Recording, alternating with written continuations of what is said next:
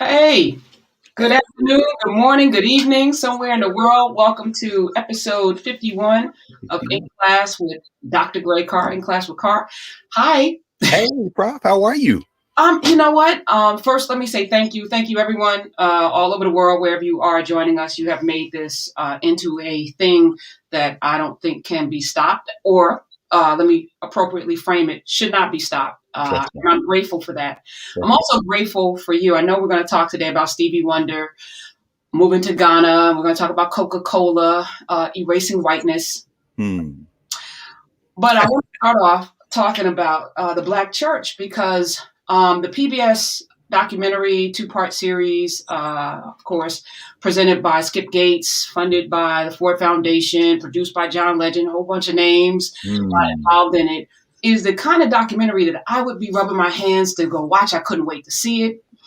And because of you, I'm now looking through a different lens. I'm Uh-oh. going to blame you for me not enjoying it at the level that I think I should because I'm like scrutinizing and Don't I'm blame me. asking you questions. So before I ask you the question about it, I want to thank the Black Church and PBS because it sent me down several rabbit holes. In the first part, I'm like Adam Clayton Powell Sr.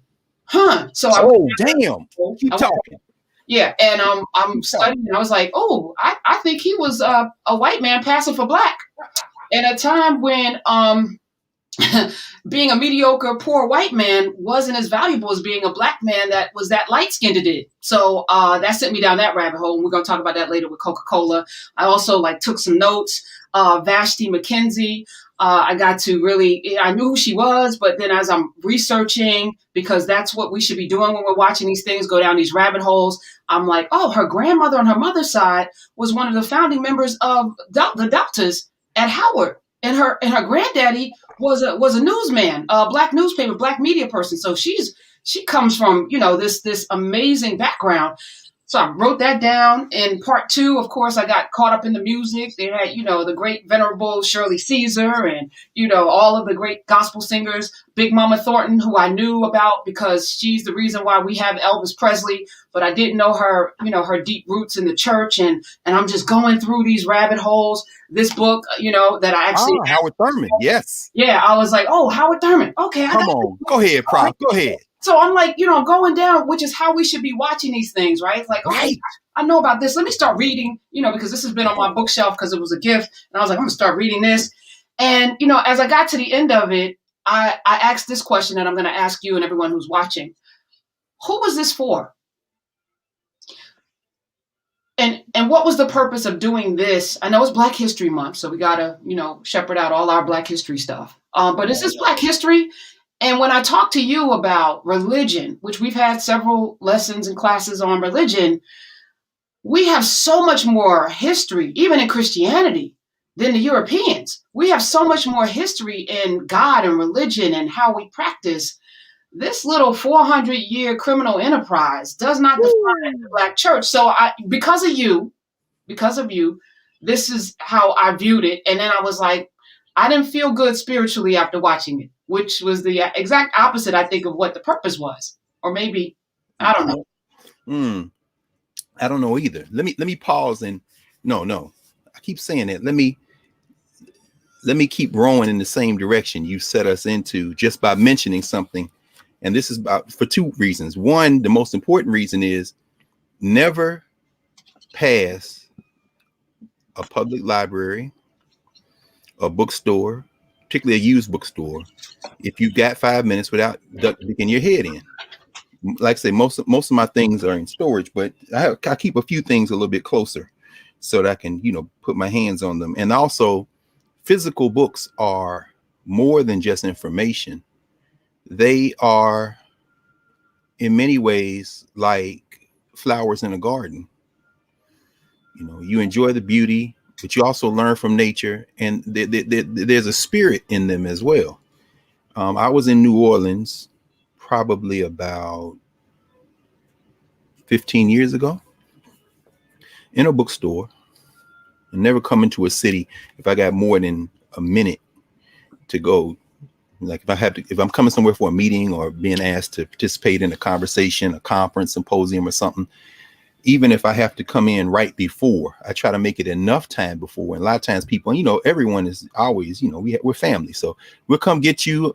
No, that's okay. I'll meet you. Tell me what time I'm supposed to be there and where I'm supposed to be. Because when I get off of the plane, train, or out of the automobile, I'm going to the bookstore first if I got an hour or two. So in New Orleans, we were there, I think, for the National Council of Black Studies. So those, it was maybe 2006 or 7.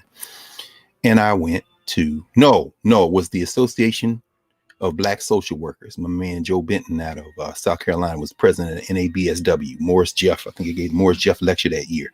So shout out to all those South Carolinians, Bernie Gorman and all them, and all the social workers who were in the National Association of Black Social Workers, NABSW. Nothing against, and in fact, please, if you're a social worker and join the American Social Workers, the Black Caucus, that's great. But I'm talking about the black ones. Whole conversation there about interracial adoption and their stance over the years. But it was real honor to be there with at that point probably maybe a couple of thousand Black social workers in New Orleans. So I went to the bookstores and I found this. It cost me $15, which is the second reason I say, a lot of stuff now, the internet has basically, it's been a blessing and a curse. The blessing is that you can sit in your house and try to look for stuff.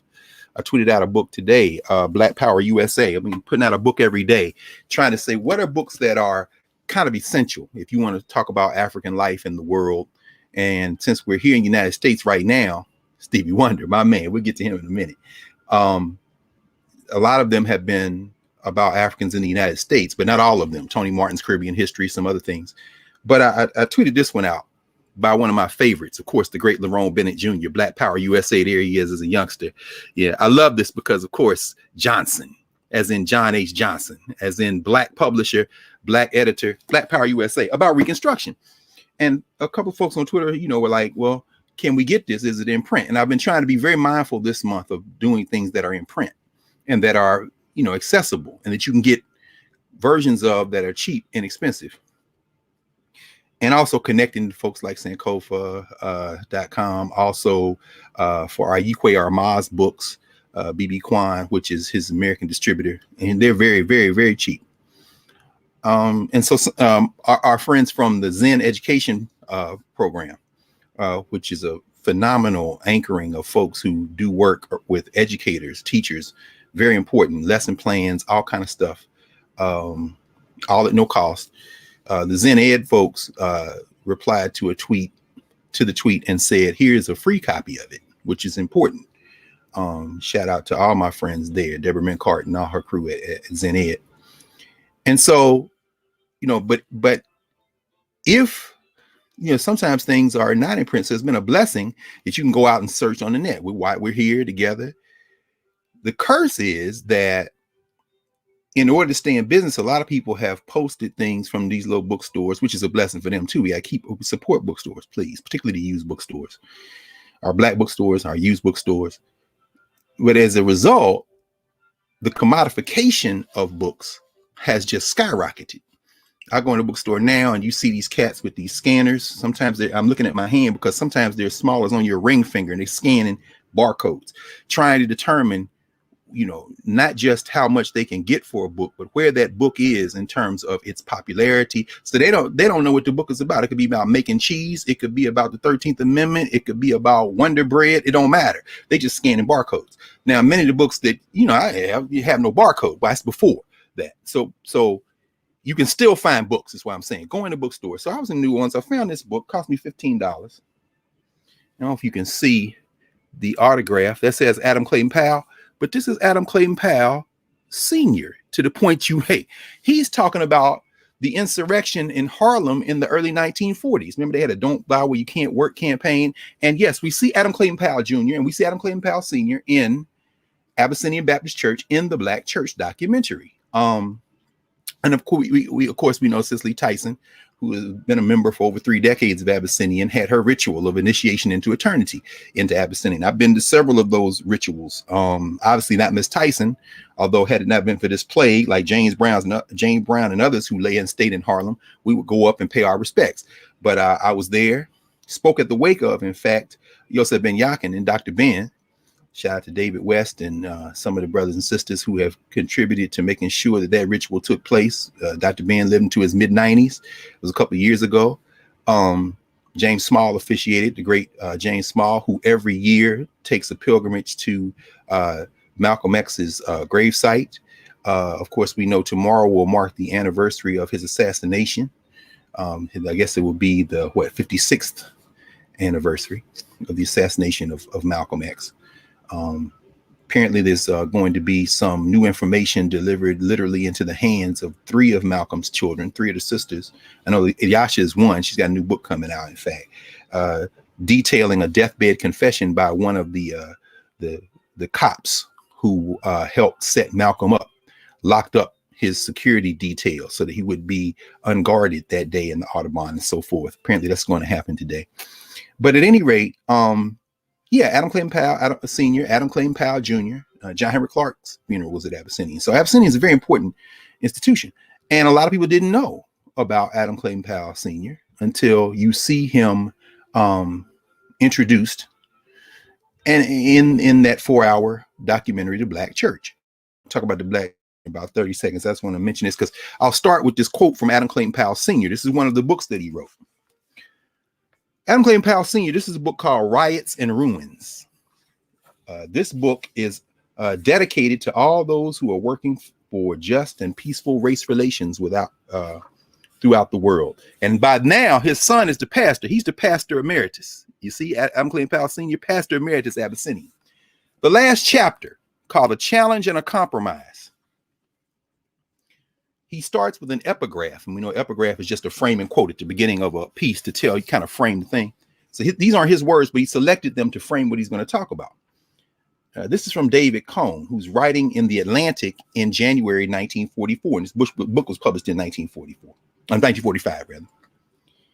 David Cohn says, and Adam Clayton Powell Sr. quotes him for saying, "Whites and Negroes alike will each have to yield much to the other if American democracy is to survive. And each will have to yield out of conviction rather than by compulsion of law." Now, we didn't know that Professor Karen Hunter was going to, out of that whole 4-hour documentary, one of the names that she would select out to open us up this morning, this afternoon, this evening, wherever you are, would be Adam Clayton Powell Sr. Let me go. So clearly the ancestor was supposed to give us those words to help us frame, by my rough count, the 16th documentary from Henry Gates in partnership with PBS.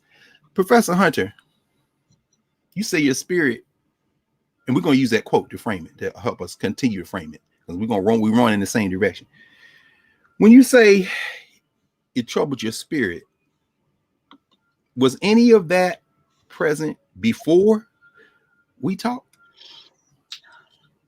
So, I mean, it's difficult to know what I felt before we started having these conversations. But what happens when, like we talk about that clean glass of water, the more you drink it, the more when you taste something in you, there's a little grit in here.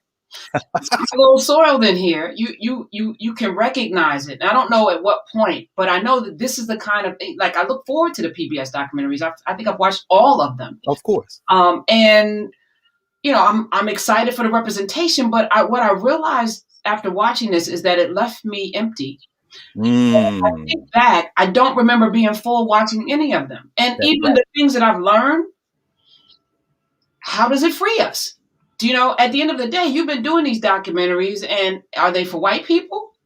Yes. So I remember growing up watching Eye on the Prize, and I remember that shifting my spirit in another way. It awakened me in another way. And my dad forced me to watch it, and it made me understand who we are. But once again, that's still through the lens of oppression and you know, brutalization and right. It terrorized me as a young kid, and I didn't feel you know, empowered as much. And it felt like I felt sitting in a classroom at my Catholic school where the Black history was boiled down to this like one chapter on slavery, and then we moved on to the rest of the world history for the rest of the semester.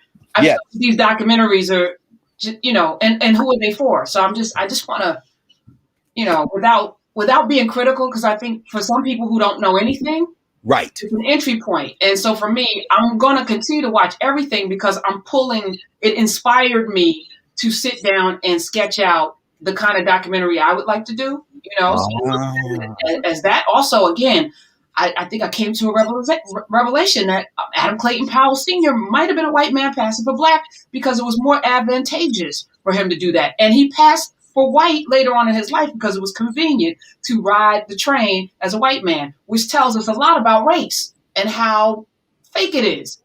That this man would literally go back and forth, and that black people actually bestowed more gravitas and power on him because of how he looked, and his son as well. But we can have that conversation when we talk about Coke. But yeah, I don't know whether I know these conversations broke something in me. So I want to say thank you. It'll never be put back together. I appreciate it. No, I appreciate you too. I mean, that's why I asked. Right, quick. We've talked about this book a couple of times. Last week we talked about the Panthers and William O'Neill in Fession, the character that's played in Judas and the Black Messiah, Lakeith Stanfield. Just a quick mention. The Eyes on the Prize series, and it's in series 2 where we see the Panthers, the hour on the Panthers. That's where you see the Black student movement. Very important work. That team was led by a black man and centered by people of African descent. One of the great documentary filmmakers of the age, along with St. Clair Bohr and others, who apprenticed other great documentary filmmakers. I think about my friend Louis Massai, Scribe Video in West Philly. Shout out to the great Louis Massai, who's done so many important pieces and had people around him. Clyde Taylor, the great Tony Cade, who worked on the bombing of Osage Avenue, which is about of course, the Move bombing, all that stuff. Louis Massai was part of the team with Black Side Productions, which was Henry Hampton, the late Henry Hampton, the ancestor. John Ellis has written an excellent book called True South, Henry Hampton and Eyes on the Prize, the landmark series that reframed the civil rights movement. We talk about Ken Burns. If we must talk about Ken Burns in terms of PBS's favorite subsidized filmmaker, along with these foundations, you don't talk about Ken Burns and then Henry Louis Gates. No. Henry Hampton. Henry Hampton is a documentary filmmaker. Henry Louis Gates, brilliant. Henry Louis Gates, very shrewd and accomplished and very skilled institution builder, networker, as he called himself over 20 years ago now, maybe closer to 30. An academic entrepreneur, is not a documentary filmmaker. However, he does have an agenda and a point of entry, because all documentaries are points of departure and they have a message they're trying to craft and communicate. I love Ken Burns' documentaries, for example, because I have no investment in them. I'm very clear about what they are for me. They are exercises in sharpening my critical reading skills to read film. Reading film is very different than reading, of course, other forms of textual production. Reading, for example, meaning listening to music or reading books, particularly books without words, where you got to stitch together the narrative. He has a very clear agenda. Ken Burns is absolutely committed to the American project. I am not, like Stevie Wonder.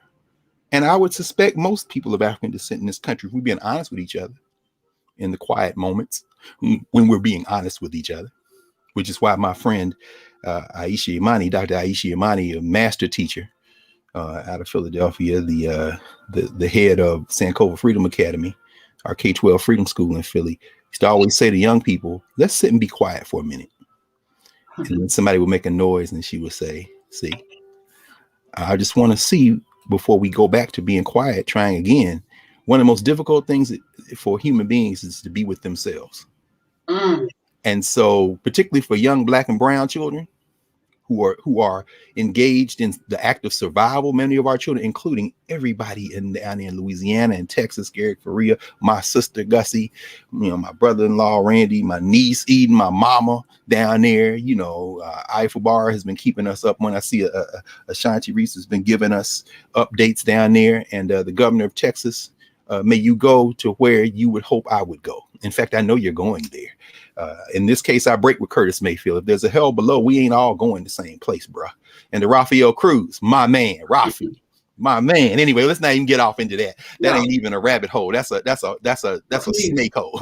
But And you know, before you continue, I just, you know, I bring this up not to raise criticism or cast aspersions, because that's not the exercise that will free us. That's right. You know, the reason why I wanted to have this conversation with you today is because we need to learn how to watch what you were just about to do. How Yes. do we watch these things when they come up? How do we watch these biopics? How do we watch these documentaries? What is the what questions must we ask so that we can, you know, not, you know, not only not be fed, but, you know, kind of be indoctrinated in self, you know, self hatred. Quite frankly, Ooh. you know. So I want to have that conversation. It's not about Skip Gates or anybody, you know, not even No, about Kim it Burns. isn't. It's about us and how we It isn't. take this information. It You isn't. know, like I used it as inspiration, and again, it allowed me to do a deeper dive into some people that I knew in passing, but I wanted to know more about. So, you know, I'm grateful for it. But how should we be watching these things? And I see. what's Well, the skill that we should build? well, that's very good. Okay, so let me do this in terms of kind of groups of folk, groupings of folk. For teachers, it's a resource. You're a teacher. I'm a teacher. There's a lot of teachers who come in every week, including parents who are all teachers, get children. It should be viewed as a resource, a point of departure, a point of entry. There should be no frame, no second of any documentary that is not untroubled by your now saying, this is where I begin, let me go, make up my own mind. For those of us who are in that group, but also in the group of thinking um, very consistently about the nature of Black life in the modern world, you should always look at these documentaries as forms of propaganda, because that's what they are. For everybody, this is a hard and fast rule. A documentary is not a substitute for reading and study. Don't watch a documentary and think you can't watch that documentary and come away with a nuanced understanding of the Black church. In fact, if you read the companion volume, which was dropped the same time as the documentary, The Black Church, Henry Louis Gates, Gates says in the volume that there's no such thing as the monolithic Black church. He says, just like the Black vote or the Black perspective, there is no Black monolithic Black church. He says, he's writing this in the book. What I'm using, what he says, when I call the Black church, I'm really talking about institutions of organized religion. But that ain't what you made a documentary on. You said the Black church. And the sister in the fourth hour, and for those of you who haven't seen it, for those of you who don't want any spoilers, you might put your fingers in your ears. I have absolutely no respect for spoiler alerts for documentaries, because it's all historical narrative that people are trying to re-narrate for their own ideological purposes. We'll get into that in a second. So if you want to quote unquote spoiler alert like you watching a movie, you should probably turn away for the next 30 seconds. In hour 4, when the sister is talking about Ferguson, the minister, her name will come to me, and I jotted it down because I've seen her, but I didn't remember. She said that these young people in the streets have moved away from the institutions. Let me see if I wrote it down. I thought I did. Oh, yeah. Here we are. She said they moved away from institutions, but Tracy Blackman, the sister, says these young people, they abandoned the institution. They didn't necessarily abandon God. The Ferguson uprising was church. I was like, see, there's the frame that Gates is working against ideologically. We're going to walk through this. Tracy Blackman spilled the beans, because by then they've come to the end of the fourth hour, where the whole thing, well, much of the whole narrative of the Black church is used as jet fuel for the appearance of the political Christ, the man Gates calls America's pastor, Barack Obama, standing at Emmanuel Baptist Church to bury Brother Pinckney and the Africans who were assassinated by the racist who still lives, unlike so many of our children who are just struggling for freedom in the streets. Dylan Roof. I remember exactly where I was when Barack Obama dropped down into amazing grace.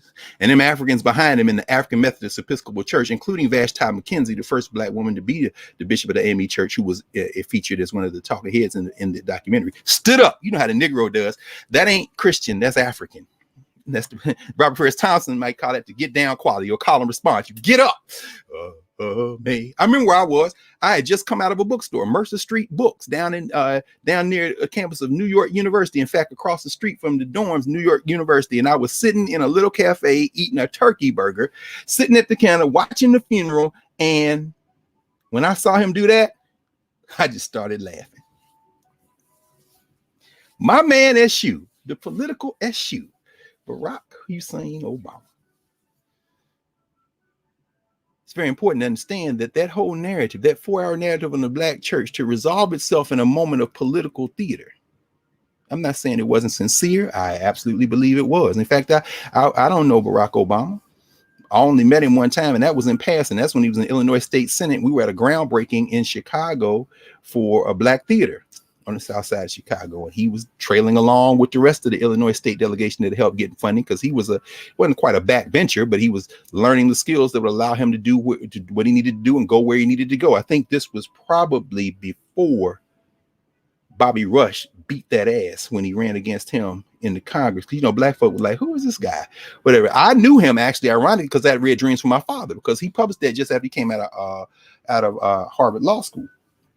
It's a man to be watched. I mean, Barack Obama didn't come out of nowhere. I mean, it's uneven. It's well overstuffed. It could probably be shrunk by a third. It's the size of a telephone book. But I would encourage you all to go get David Garrow's book, Rising Sun, which kind of walks you through Barack Obama's damn near like a daily diary. This guy, man. But at any rate, so when the documentary kind of resolves near the very end with Obama, that just before Skip Gates goes back to church in West Virginia and has his own personal moment. You know, there's an authenticity there in terms of these experiences. I remember exactly where I was. I was looking and I just started laughing.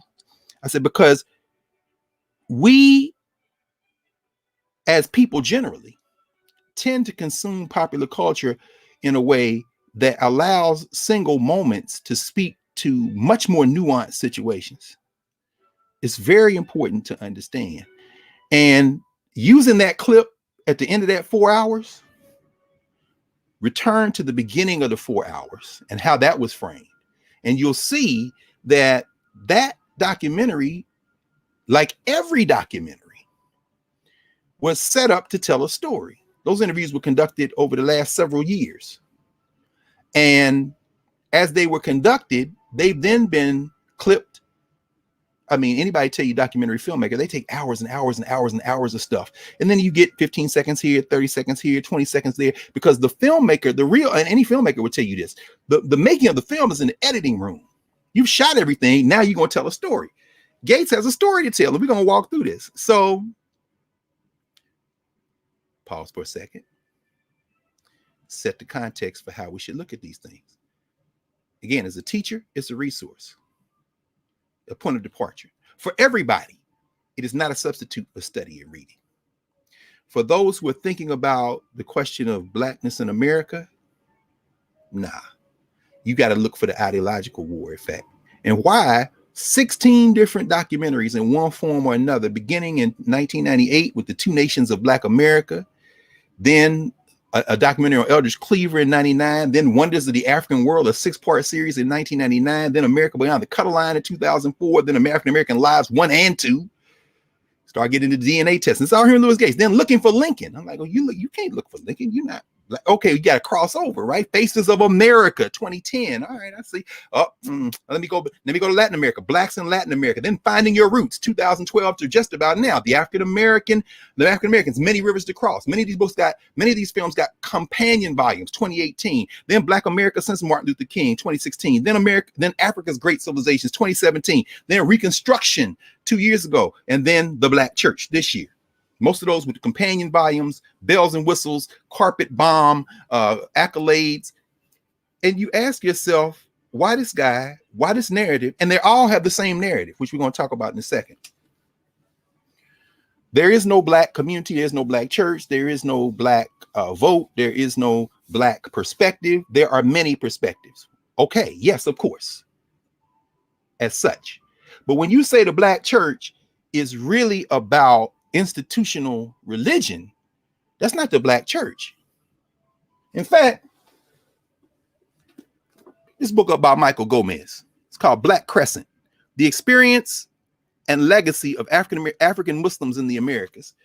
Professor Gomez, brilliant brother at New York University. This is what he does. He divides that into parts 1 and 2.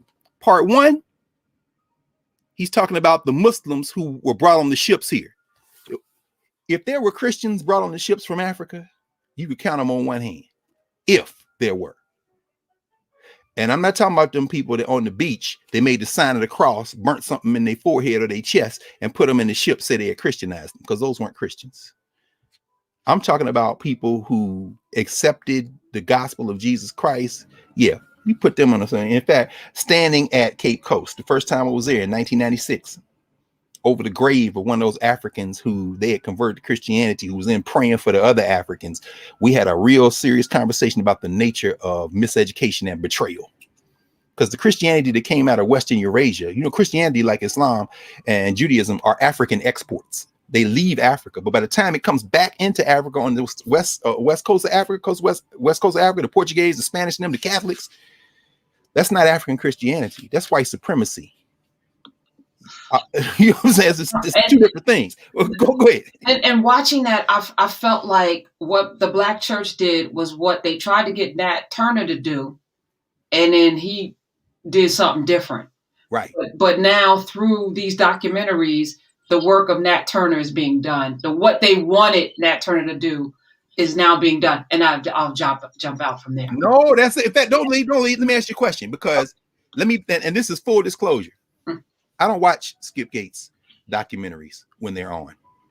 I have everything, every documentary I just walked y'all through. I have the DVD and the companion book, because I have to have it, because I'm a teacher, which means this is so. What I have to do is target a time, usually between midnight and 6 a.m. at some point, usually in the dead of summer, when ain't nobody gonna call, ain't nobody go back. And I say, okay, let me get my mind right. I'll sleep all afternoon, evening, wake up. All right. Okay. And watch in one thing. Why? Because I know what he's doing. You know what I'm saying? I ain't mad at him. I understand, because, you know, I mean, if you take the Michael Joseph Jackson position in The Wiz, you can't win, you can't get even, you can't get out of the game, then you understand that Skip Gates is like, I'm trying to save my people. We can't win, we can't get even, and we can't get out of the game. I get it. So I ain't mad at him. But just like he said in the book, that's the companion to this documentary, which I suspect at least probably 2 or 3 people watching did not know there was a companion book to this documentary. And there's always a companion book to the documentaries. And hell, there's a whole curriculum for some of this stuff, because the people pushing him, to your point, Karen, are making a statement. They're trying to get him to do what you couldn't get Nat Turner to do. So the question I want to ask you right quick is, because when you said, you know, we should talk about this, I said, okay, I gritted my teeth. I went on the PBS website. I want to watch this. And you went, well, no, what I did was I watched 15 minutes here, then I'll drag it and look at the images, stop at the experts, listen, drag a little bit more, listen, drag a little. I still haven't done my midnight to 4 a.m. All right, hell, I'll look at this. But see, I know these cats. So I know the rhythm, and then I saw the piece. So what I did not see in there, and maybe I missed it, because I was, you know, you scan, you can see all the images. So I'm going, you know, deliberately. And so I probably watched the hours worth over the 4 hours, and I looked and saw where the narrative anchors were, because it's very easy to do once you know the rhythm of these documentaries. Maybe I missed it. Wasn't that Turner mentioned? No. Denmark Vesey. I don't remember. Yeah, well, if you don't remember, that means it wasn't prominent enough. And so, see what I'm saying? And he mentioned Vesey, though, right? Yeah, Denmark Vesey was mentioned because you had to bring him in, because you talked about the AME, and then you had to bring in Vashti McKenzie, right? And then talk about the Methodists being, you know. But guess where he didn't mention Denmark Vesey? Yeah, so someone said yes, Nat Turner was mentioned. Okay, good, very good, good to know. Okay. But I know where he didn't mention Denmark Vesey. In hour 4, when he started talking about the murders at Emmanuel AME Church. And you know what? In fact, it was at the ritual, the union ritual for our brother Cedric, who joined us over a month ago from Brazil. Cedric from South Carolina. And we had the ritual right there in the well of that church. And Clementa Pinckney was the minister. And I poured libation in that church. That is the church that Denmark Vesey and them founded. It's the mother church of the AME church in the South.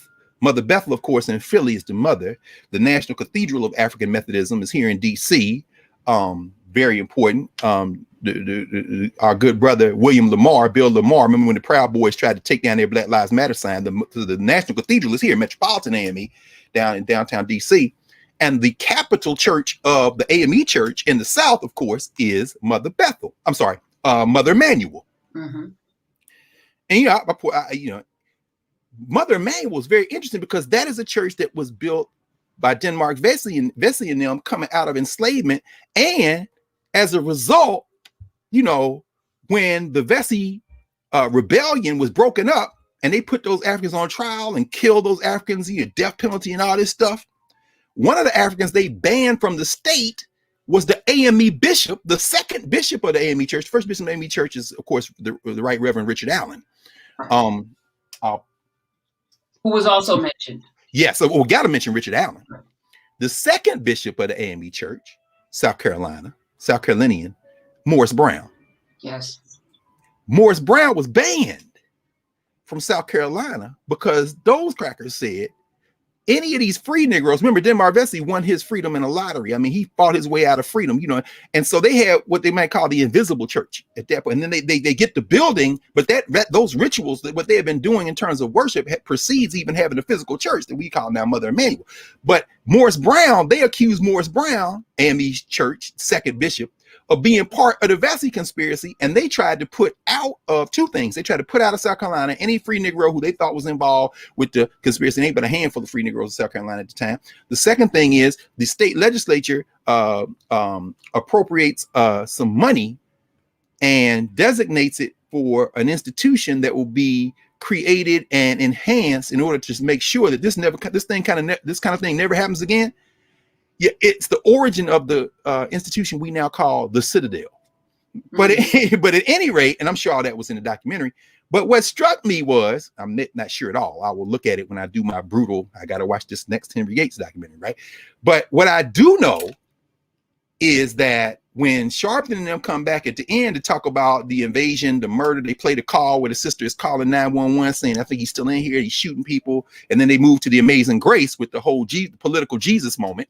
He's America's pastor. There's no such thing. You better go read Adam Clayton Powell Sr. It ain't no such thing as America. If it's going to be one, we're going to have to give something up out of conviction. And the reason I started laughing in New York when Obama started singing is because I know that Black people are standing because that's deep in our thing, even though the damn song Amazing Grace is from a slave master. But anyway, that's a whole nother story. It's the cadence, it's the rhythm, it's the memories. Yes. And then white America's looking like, this is why we love him. He's not going to call for fire and brimstone.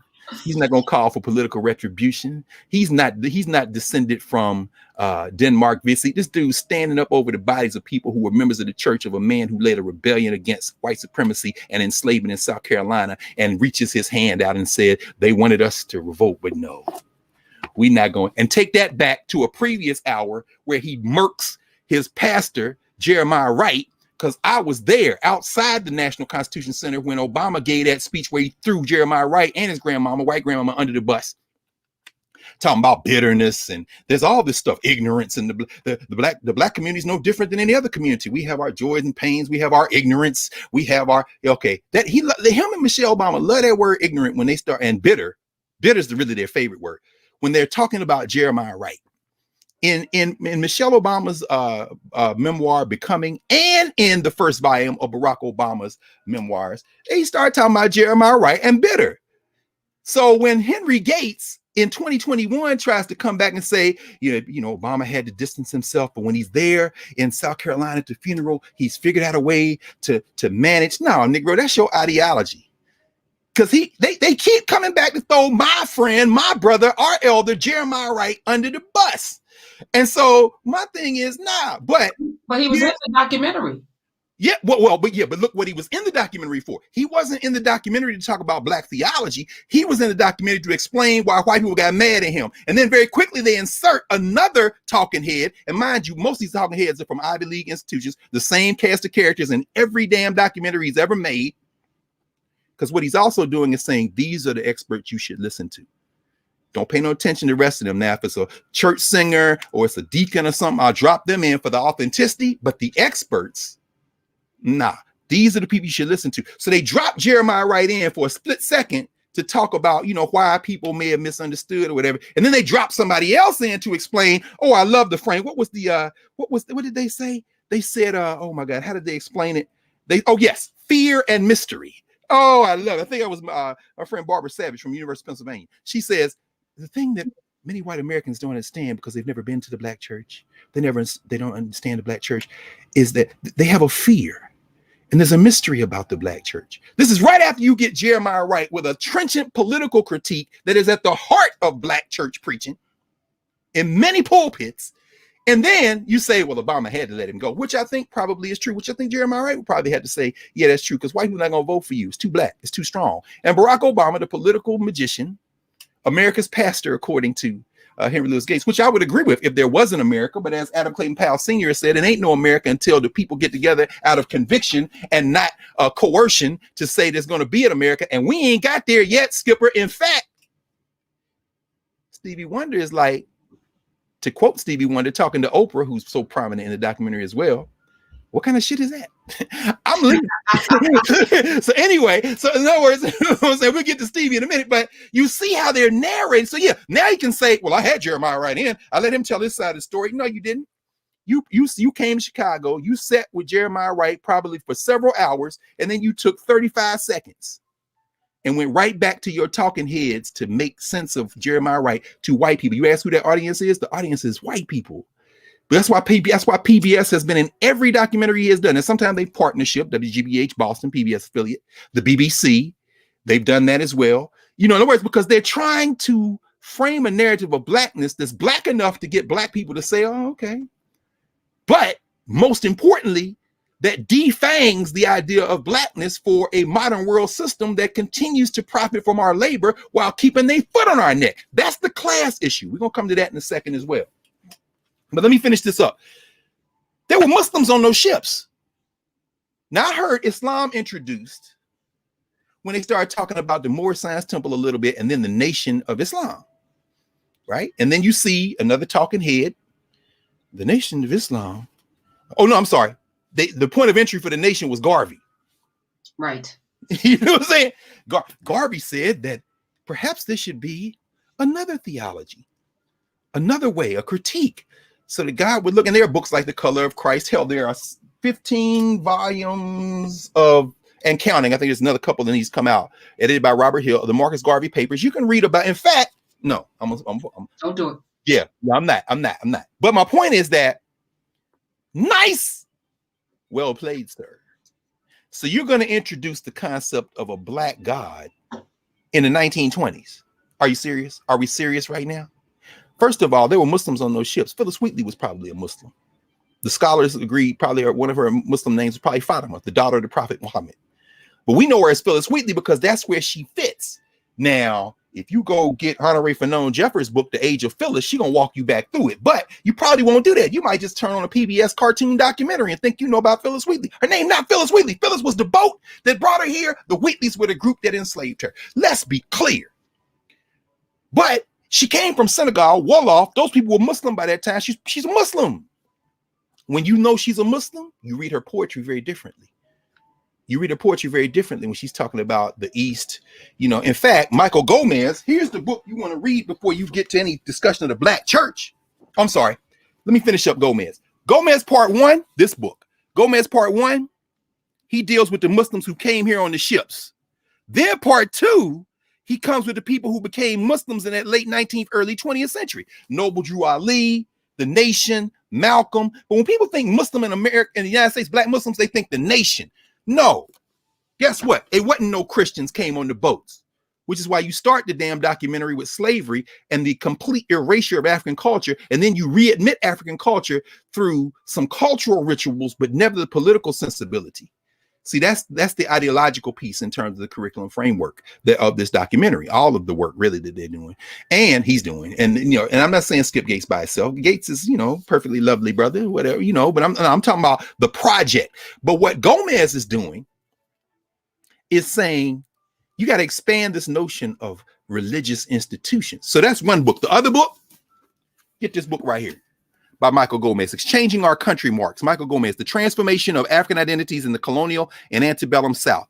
Gomez goes through, and I've talked about this book before, but I'm mentioning it now with this documentary. He goes through the different, some of the major national groups, people from the Senegambia, the Bada Benin, Islam, and early America. You got a whole chapter on that. Praying on the bead is what they call it, because the Muslims had a prayer beads. The enslaved Africans who weren't Muslims, that's them Africans that pray on the bead. You know what I'm saying? That's chapter 4. You don't get to Christianity until chapter 9, turning down the pot, Christianity in the African-based community. And then you see that these Africans are not Christians. And when they try to, first of all, many of the enslavers would not try to Christianize them. They say, these people who get off the boat, you can't make them Christians. As the young people would say today, facts. Whatever you praying to, I'm praying against. When you walk through South Carolina, you go through Charleston, you go walk around the blocks where Mother Emanuel is, you see all these wrought iron fences around these white churches, and some of the locals and some of the Africans will tell you in South Carolina, them enslaved Africans that made them fences put their symbols in there to keep whatever them crackers was praying to in there and away from them. In other words, they not Christians. Y'all stop trying to make our people something they not, unless you got a project you're involved in. So I'm not saying they weren't spiritual, because I'm going to tell you right now, our sister blew the cover at the end. She said these young people abandoned the institution, but they didn't abandon God. Why? God and institution, two different things. And when Skip Gates in the book says the black church, I'm using it, there's no such thing as the black church. Right. I'm talking about institutionalized religion. Yeah. And you didn't let Jeremiah Wright do what Jeremiah Wright does. After Barack Obama was inaugurated, and I'm going to come back to Gomez in a second on this. After Barack Obama was inaugurated, I'll never forget, Reverend Dr. Wright spent a week at Howard. No, this is just before the inauguration. After the election, this is January. He spent a week at Howard. We hosted him. In fact, we have something called the John and Eula Cleveland Chair for African American Studies. John and Eula Cleveland, two labor stalwarts here in D.C. and nationally, who in their will left us $1 million since we have an endowed chair. I used to have to fight over it. I ain't really fighting no more, because as I'm moving away from all that administrative stuff at Howard and getting back to what I was doing before I got caught up in that stuff, I'm very happy to not have to do that kind of thing anymore. But I remember then I called Jeremiah Wright. See, you come into town, huh?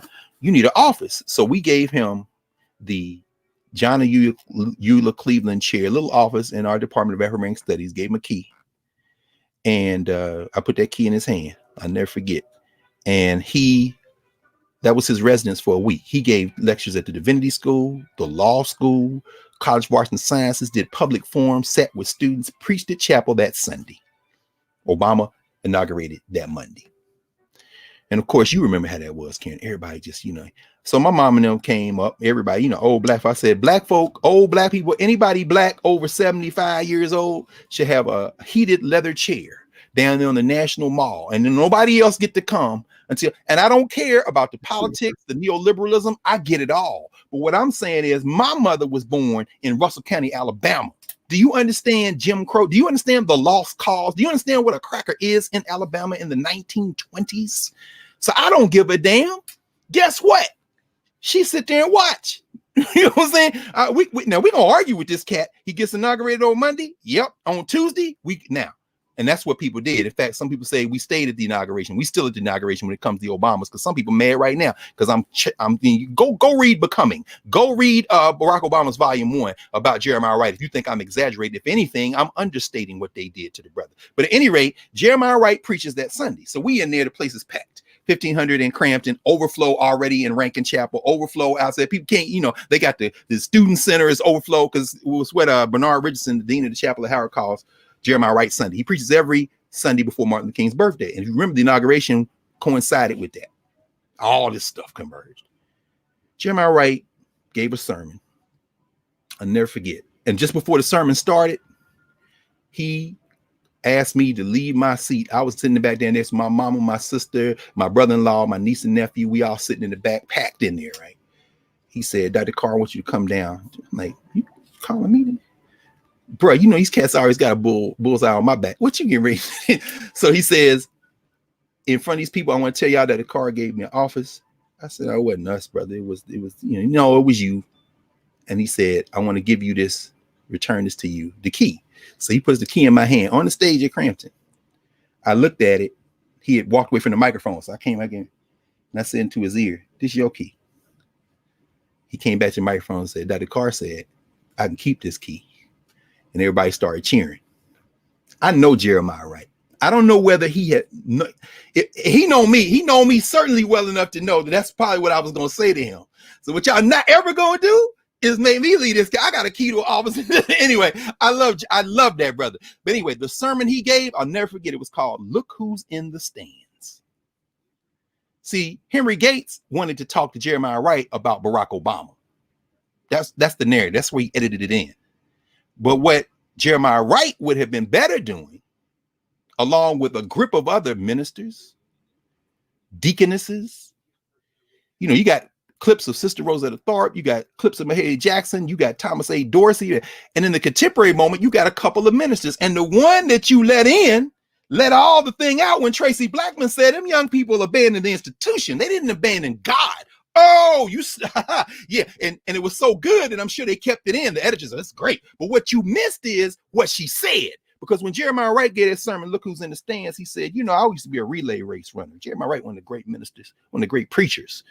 Preacher different than a minister, I think. We saw C.L. Franklin, one of my favorites, Satan. Man, C.L. Franklin, boy, you ever hear his sermon, Satan go to a prayer meeting?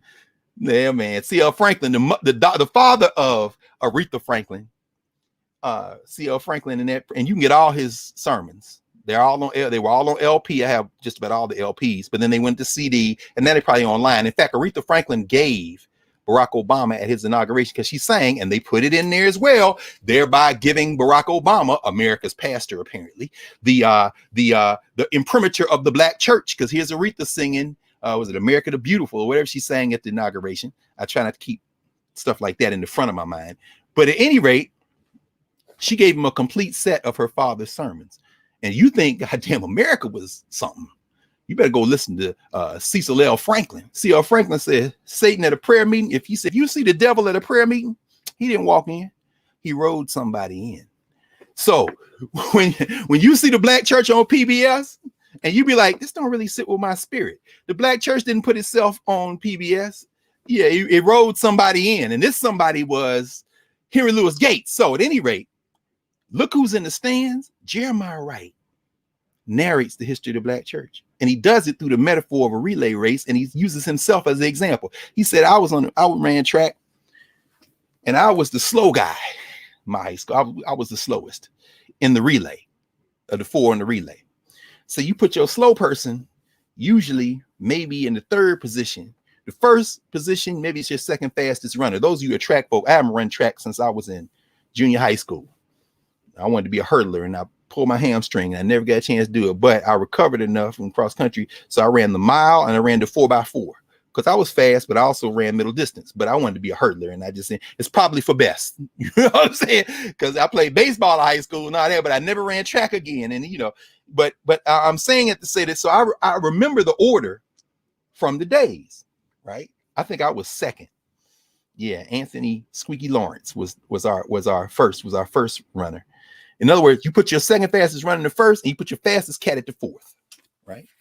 So the other 2, maybe 3, you put your slowest of the 4. He said, I was the slowest of the 4. And so then he starts narrating. He said, but our anchor, then he starts talking about the brother who's the anchor. He passed it off because they had caught up to me, and I was like, we're not going to win. But I knew we were going to win. Why? Because the 4th was our fastest. And he starts describing it. And of course, the metaphor is the 4th is Jesus. You know what I'm saying? In other words, and then he starts talking about the history of the Black church. The Black church started and our African ancestors, and we were going strong. Then the 2nd, then they handed it off to the next phase. And now you start talking about the early church, what Gates and them talking about the hush harbor and stuff. See, because Jeremiah Wright is always going to start the history of the Church of African people in Africa, which they didn't do. Now they could say they did, but what they really did was start with slavery. And that's what they have to do. Ideology. How are you framing this? We didn't leave nothing in Africa. We brought our songs. We brought our rhythms. We brought our faith in God, which we're going to talk about in a second. And we poured that into the Black church. The most important institution, says that in the first 10 minutes of the documentary. The most important, probably the most important institution. When last time you been in church? Skip. In fact, you saw him at the end when he was going up in the church in South Carolina. I made it back. I made it back. And that's after they've rehearsed, which means, you know, you easing back up. Ain't y'all ever been out of church for years, then ease back up in your home church? Those of us who've been in the Black church know what that looked like. That was Skip going back to, now I've been through that little town in West Virginia. In fact, I know where to use bookstores for. In fact, I've talked to people who sold books to Henry Louis Gates. There's a whole nother narrative there, but it's not for PBS consumption, not for white-based consumption. Look who's in the stands. Jeremiah Wright says, I passed it off, and the brother took off, because that third leg, where they caught up to him, he said after the first leg, the Africans came with their, and he starts naming, and see, Jeremiah Wright will walk you through the history of African spirituality. Okulukun, he'll walk you through Olodumare, Nyame, he go back to Amun, who although hidden is the source of all life, power, and health. The ancient Egyptian, because Jeremiah Wright used to go to Egypt every year. In fact, we were there the same time when Asa Hilliard made transition. He was with us, and he was with Jeremiah Wright and them. He had left Jeremiah Wright and them. He was down in Aswan with us, and that's when the sickness really took him. The malaria overcame him, and they got him back to Cairo. Jeremiah Wright had called one of his parishioners, not parishioners, that's Catholic, one of his congregants, one of the members of his church, to arrange for Asa Hilliard to be airlifted out to Europe, because they don't see malaria in Northeast Africa. It's not something you see. And he didn't get it there either. Who was this congregant? The junior senator from Illinois, Barack Obama, who said, yeah, we'll get this done. And so they were ready, and Asa said, nah, I'm gonna make transition. I'm gonna make transition in Africa. And Asa Hilliard made transition in the shadow of the pyramids with Jeremiah Wright.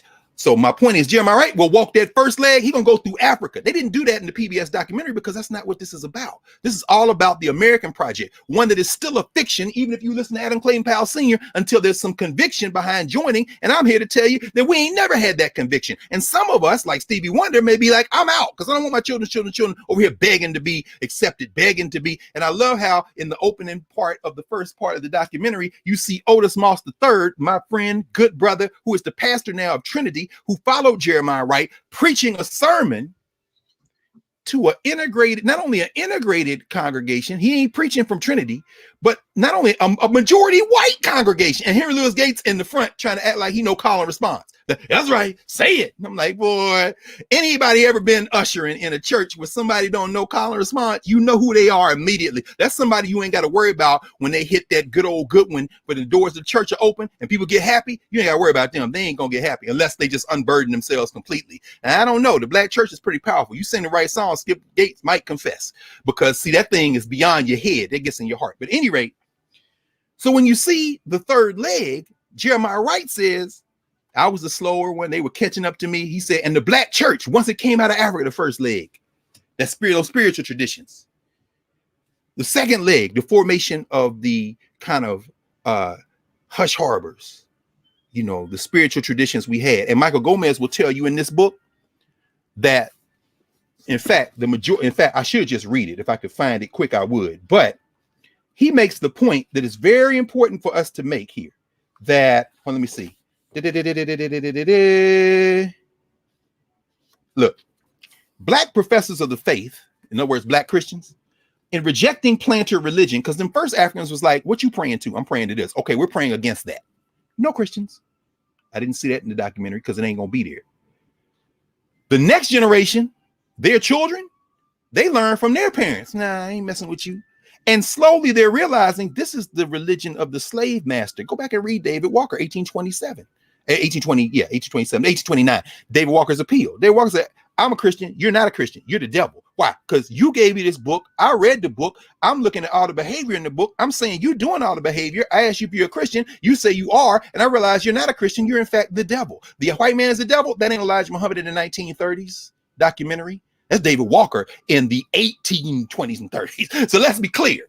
My point though, you can't put that in there because you're really you got ideology you're trying to advance. So anyway, go ahead. Michael Gomez says, Black professors of the faith, in rejecting planet religion and its accommodationist message, that's the message of the documentary, were motivated by an entirely different and separate ethic. Right. Read this. Also read Cedric J. Robinson's Black Movements in America, where he says, I'll get to this in a second. Black Movements in America. He calls it Afro-Christianity. It's different. And to the credit of a lot of the interlocutors, particularly the ministers, Barber, Sharp, it's a different Christianity. He says, according to Jackson, and I think he may be quoting Luther Porter Jackson, who was one of Carter G. Woodson's boys, only 1 out of every 9 blacks was on official church rosters in Virginia, for example, by 1860, which is slightly more than 11%. Taking Virginia as representative of the South, I think it was, this means that only 22%, including the invisible church, the thing they always love to talk about that, of the Black community may have been Christian by the dawn of the Civil War. Don't play, Skip. The AME Church is founded in Philly. They get blamed in the South with the Vesey Rebellion, and they banned the free blacks. See, the class issue involved in this whole narrative is, and you see it come up in the tensions in hours 3 and 4 when they talk about the urbanization, people come to Chicago and other places, and there's this sense that Black people who are not in those quote unquote in the Black elite are looked down upon by those who are. And so you can say Du Bois loved the sorrow songs, but Du Bois didn't have much time for all that screaming and hollering and stuff, because that's them Negroes who go to church. You understand? And you can have as many professors as you want, even some who are licensed ministers, they try to explain the Black church to white folk, but them is the same Negroes that don't preach at Black churches much. You see, that's why you got to emphasize the music a lot, because, you know, you're talking about the masses of people, and it's very important that when we think about the Black church, we have to think more expansively about spirituality. Let me finish with the Jeremiah Wright piece. So Jeremiah Wright says, when that first wave of Africans who began to Africanize Christianity, because what Mike Gomez does a great job about, for example, he says, you go to South Carolina, you look at them Igbo people and their children who they keep trying to Christianize, they not Christians. And then until they realize they can take whatever you're preaching and pull it into their worldview. They're not going to your worldview. They're pulling it to their world sense, their world making power, their way of knowing, to use the categories I'm going to talk about again in a minute, ways of knowing. Meaning what? They say, hold up, the cat you believe in died and came back to life. That ain't no thing. We know everything that is, it always existed. We can go to get down with that. But you got to be baptized. Oh yeah, we do water rituals all the time. Congo people, Igbo people. Yeah, we can do that. Yeah. All right. Very good. And so they just keep doing that. Now, what you see these Africans do, as each generation passes, you've got this white nationalist message of oppression permeating the children. So slowly you start getting white Jesus. That's a political act by these Europeans. And so these Africans start looking at Jesus as white because he's got power, and the cat with the whip got power, and the cat who runs the company store got power. So there's a conflation, and Santa Claus got power. Whiteness is being, so they are confronted with this idea that white means power, Black means powerlessness, and they trying to use their spiritual space to negotiate the terms of the political existence they find themselves in, the oppression they find themselves in. But what they never abandon is the way of knowing that has them counterpose their existence against this oppressor's existence. Because what they also do is take that Old Testament, and this is one of the great things this is one of the great tragedies of our miseducation. It breaks my heart, even as I understand it, having been born and raised in the church. They turn the ancient Egyptians into the slave masters. It's understandable, because the Exodus narrative becomes the heart of how they encounter Christianity. So you look at Black people rock with the New Testament for salvation purposes. And parenthetically, I should drop this in. Page Henry did a very good article in this in a book edited by Lewis Gordon many years ago called Existence in Black. Page Henry is an Afro-Caribbean philosopher, and he talks about the fact that Africans came here not believing in this idea of eternal damnation and non-existence in the way that we think about it in the Christian world, the white Christian world, Catholicism, which is European Christianity, and then its child Protestantism, right? Henry, his opinion is, and I kind of, this resonates with me for any number of reasons. You see, once you got somebody in an existential crisis, in other words, you're killing black people.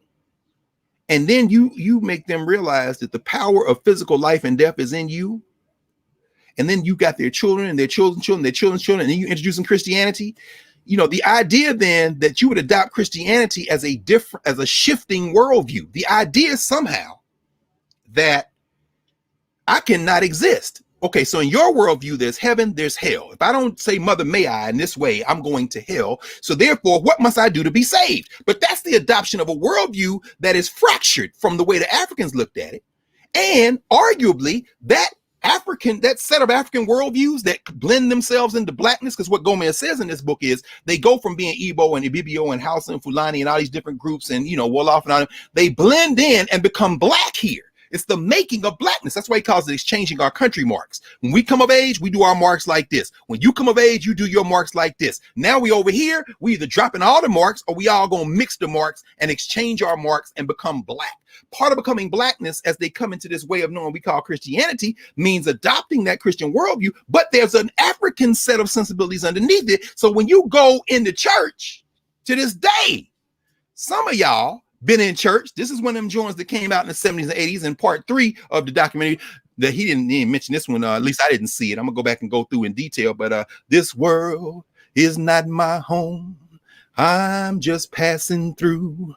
If heaven is not my home, then Lord, what should I do? What will I do? So in other words, there's still this sense that you ain't in control, devil. See, don't jump on Jeremiah Wright. Barack, if you don't believe what Jeremiah Wright preached, that's because you're a stranger from the black church, not from Jeremiah Wright. You ain't gonna flip the script unless, of course, you are trying to convince white folks who have a little fear and mystery about the black church that you're okay. Amazing. Nah, bruh. Because see, the Muslims beat the Christians here because they were Muslims. They had been invaded and commingled with the Muslims, with the Arabs for centuries. And the Arabs had a slave trade off the east coast of Africa and across the Sahara, the trans-Sahara trade in Africans, and they had been in the Iberian Peninsula for 700 years. We're gonna come to a lot of this in a second. I'm gonna tie it to Stevie Wonder and some of that. But Gomez goes through the idea, for example. Now, any of y'all been in the church when they taking up collection? And they used to sing an old song, Cane Avenue Baptist Church. Many of y'all know. It's called "Oh Lord, Have Mercy on Me." Oh Lord, have mercy. Oh Lord, have mercy on me. And then there's the line. When I fall on my knees with my face to the rising sun, oh Lord, have mercy on me. It's a Christian song. Yeah. You know who falls on their knees with their face to the rising sun every morning for the first prayer of the Salat, first Salat? The Muslims. That's how the Muslims hid Islam up under Christianity in places like South Carolina. Henry Gates, stop playing with black people. Because see, the ideological framework is about making us palatable to America. But that ain't going to happen without our consent. And last I've seen, there has not been a case made in this settler colony for us to consent to anything other than continue to fight it. And if we can't win, we should get the hell out of the game like Stephen Morris is going to do. So look who's in the stands. We ain't even got to the stands yet.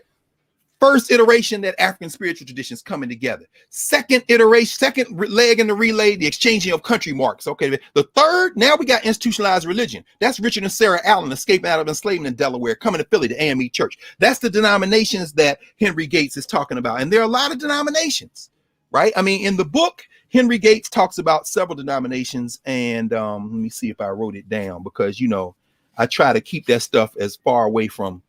Yeah, I mean, you got to keep, but at any rate, yeah, you got the Methodists, the Baptists, and the Protestants, right? You got the AME Zion Church that came out of New York. That's Varick and them cats, right? That's Harriet Tubman's church. You got the CME, used to be the Colored Methodist Episcopals. They were founded in the South. That's Lane College, Lane College is Isaiah Lane, Bishop Isaiah Lane. They call them, now they're Christian Methodists. St. Louis, they big. Now, I don't know if they talked about all this again. I got to go through some of this and so I can see it in detail. And then, of course, the Kojic.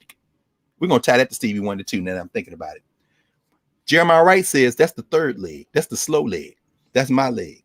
Meaning what? He says, this is what happened to the black church. In the third leg, The black church fractured. AME's Baptist. In other words, he now looks at the denominations as the fracturing of this spiritual force. Not the creation of black institutions. I think you done told the whole history of the black church through the institutions, and then you ease the masses in intermittently to keep the authenticity going. But this is essentially a narrative about the formation of the institutional black church, when the vast majority of our people were not Christians up until the Civil War, according to the best scholars. And after that, even as we come in, we bring in Africa with us. So, but I'm sure that can't be mentioned, because you got to start at the end, which is why they framed it at the beginning. And then, of course, Reverend Dr. Wright says, but we made it. And that's where we are now, the anchor leg. And that's when he, a good preacher, now you're going to bring it home. Because no matter, because the Spirit is there, Jesus is there, he going to get you where you're going. And everybody's screaming. He said, but look who's in the stands. You know who's cheering the relay on? The ancestors. John and Eula Cleveland in the stands. Ida B. Wells in the stands. Denmark Vesey is in. Look who's in the stands. In other words, if you think Jesus ain't even in the stands. Jesus running the relay. Your ancestors are in the stands. And I ain't hear one time. Now I got to go back and look minute for minute. I ain't hear one time the evocation of the ancestors, who are the vast majority of our ancestors. You started this damn documentary like you start everything on the boat. No, you didn't even start on the boat. You started on the shore with the, and then slavery, it let us survive during slavery. What about those people's ancestors? You can't bring them in, because that's going to blow your game. You see, it's going to blow your damn game. Anyway, go. No, it's like that piece Michael Harriot did about the black people that took over the plantation, but also that piece about the black people that committed suicide off the island of South Carolina or Georgia, and people thought they could fly. That's right. Virginia Hamilton's children's book, The People Who Thought They Could Fly, and those Igbo people. Mike Gomez writes about that in the chapter on the Igbo. That's right. Again, this is an exercise in us challenging everything and learning ourselves. This is not about criticizing Christianity or anything. No. Engage with the documentary. This is a point of entry for us to hold this up to the light. That's right. And then to examine for ourselves, what do we believe? How do we see ourselves in the midst of the things that are being put out about us? Because this is about us. It's the black church, so I'm black. All right, I've gone to church. I've been baptized a couple of times. How does it free us? And then how should we be viewing this? And then the next one, and the next one. And it's also, for me, Dr. Carr, accountability. As you are, setting the frame, again, it's not about criticizing Barack Obama or anyone else. No. It is accountability. If you are ordained by either the media or others to represent us, to represent us. Well, we're not doing it. Well, Professor Hunter, I would say this. There are people who say we shouldn't be thinking about representation. Okay. In fact, I was reading the Time magazine article, the Time magazine with Amanda Gorman on the cover. Ibram Kendi wrote this article called The New Black Renaissance. And he's saying, we are now free from, he said, I don't want to be burdened by race, in the sense that I don't want to be burdened by the politics of respectability. I don't want to be burdened by white people. I want to say what I want. And I don't want to be burdened by black people. I want to go where I think and feel and what I'm creating. And I'm saying, bro, that's a great world.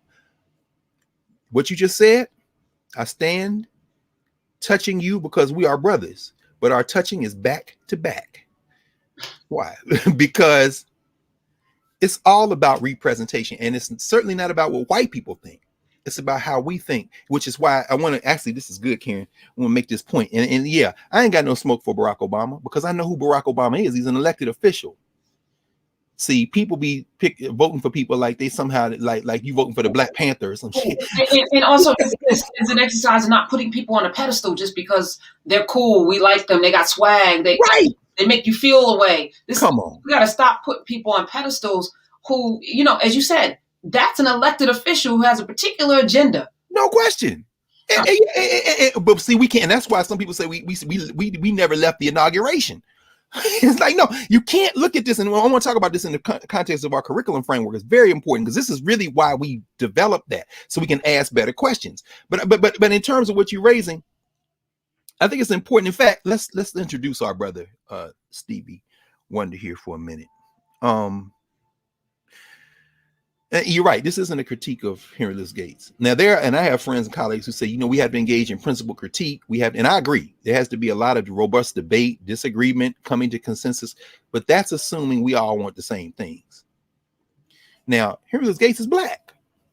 Most of the people who were in that documentary were black. That is a social reality, not a biological reality. It's a social reality. It isn't a cultural reality either, in the sense that we all have a similar cultural orientation, and that's fine. It's like any other group. And I'm asking this question because Coca-Cola was on the list of things that I wanted to talk about in order of things. So in your mind, Stevie comes first, and then we talk about erasing whiteness. How are you feeling? We can make it work either way. Because as you're talking about race and culture, yes. Coca-Cola went to its employees and apparently had a training session where they had slides and they gave instructions to their employees on how to, quote, be less white.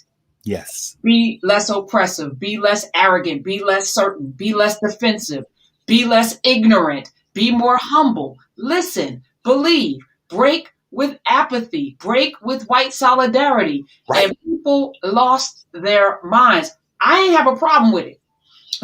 And I think, as we're having this conversation, the crux of it, there are people who are offended by the notion that a major conglomerate, like Coca-Cola, would have a training session where it would train its workers to be less white. And why would they do that, Professor Honey? Because being everything else, you're a shrewd businesswoman. Well, why would they do that? Because the world is more black. How about that? And where the money reside, Come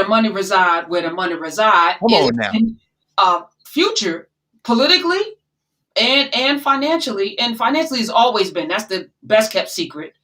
You don't have a world without black dollars, whether it's in our black bodies or in our consumerism and so they have to get us here so that we're spending that money there, right? And listen, it's capitalism at its best. I'm not mad at it.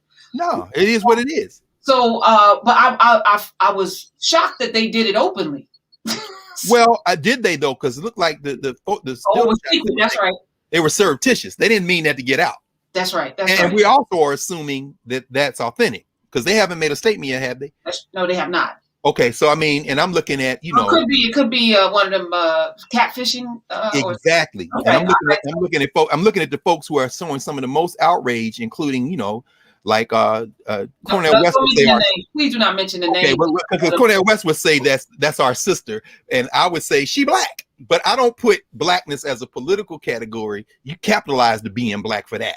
She black as a sociological sense. But I'm saying who's pushing this, and I'm saying was it a setup? You know what I'm saying? But even if it wasn't, right? Go ahead. If it's a setup, though, because I think you're raising a very important part because it's fodder right now. It's trending. Yes. It's big. Yeah, but okay. No, but this is how they shift the narrative. We're on this path of things changing, right? Things are changing. That book you held up with Adam Clayton Powell Sr. We're going to have to make a compromise. There's not going to be a country, an America, or a world without that, right? Without that acknowledgement. The notion of whiteness is made up. And as we start to look at Black History Month, 1776 Project, and all of these things kind of like bubbling up, people putting money into making this history all year round, there is something that is changing. It has changed. It has changed forever. Right. So what do we do with that? The notion of whiteness, when I brought up Adam Clayton Powell's dad, probably passing for Black because it was financially and politically more expedient for him to do that than to be a mediocre, poor white man in America. The value of whiteness has diminished, right? Because it doesn't really exist. So now you have to bolster people up, which is what we saw with the insurrection, which we saw with Trump, what we're seeing, with the next person that comes, and even that woman that we're not going to mention on these airwaves and others, right? They're cashing in on this thing that is diminishing, but they want to hold on to it and then they want to reinvigorate it. The way they brought the Irish in, the way they brought the Italians in, they have to create the space for them to expand this power structure. That's right. So we can demonize a Coke for getting rid of whiteness or telling them not to be, and you look at the thing is very reasonable, right? Be less arrogant, listen more. Reasonable to us. What? I'm sorry. Reasonable to us, Okay. but not reasonable to people for whom they look at that as George Lipsitz and David Rodiger and so many others writing in whiteness studies, and the blacks who wrote about before. They look at that as a positive investment. In other words, I don't have any money in the bank. I'm sick. I lost my job. But as James Baldwin would say, I am not, thank heaven, you. So the things that are being critiqued in that Coca-Cola adjacent thing are the things that people say, shit, this is all I got. I'm white, which means I get to be arrogant. I don't have to be humble. I ain't got to listen to you. I'm certain about my identity. I'm defensive of that identity. It's born out of ignorance, and I get to oppress you if for no other reason than I get to stand and go and shop and do what hell. I can even tear up the damn United States Capitol dome. And when they arrest me and put me in jail, I can say, I don't eat food that's not organic, and they can move me. In other words, I'm white. That's all I got. You know? So and so for us, it's completely reasonable because we're looking at it through the lens of human beings. But as Noel Ignatieff, they edited a journal that came out of New England many years ago called Race Trader, and the banner underneath the title was "Treason to Whiteness is Loyalty to Humanity." Wow. In other words, we're not even saying this is black people saying, no, it's human beings. You want an elevated notion of humanity. And Raphael, another man who is passing for white, Raphael Edward Cruz, Heidi says to you, we should get away. And you have to do what she says. Why? Because you let them back up a whole truck over her back over the last 5 years. And, the bottom line, so you grab your kids and go. Why? Because you are a white man. You're Ted Cruz. You're not Raphael Cruz, whose daddy's from Cuba. You know what I'm saying? Another man who you let this man drive a whole truck over his back. Apparently your daddy killed Kennedy. But as a white man, you can leave while people's pipes busting. And of course, we both saw, you commented on those lights in downtown Dallas. Come on, that's what they and the crazy thing about it is people in the dark on the other side aren't just black and brown. They're majority black and brown, but they're poor whites too. So as they sit and freezing, they say, well, shit, at least I'm white. And that's the trick that those white elites keep appealing to. And in this case, I hate to say this, people say, well, Democrats and Republicans are the same party. They are the same in this regard. They are beholden to their funders. We see Joe Manchin showing his behind in West Virginia. They are beholden to donors, lobbyists. However, the donors and lobbyists don't have enough votes to elect them. So in order to get in the position to do what their donors and lobbyists want, the GOP has decided they're just going to go all in with the white nationalists because the white nationalists got to vote for them.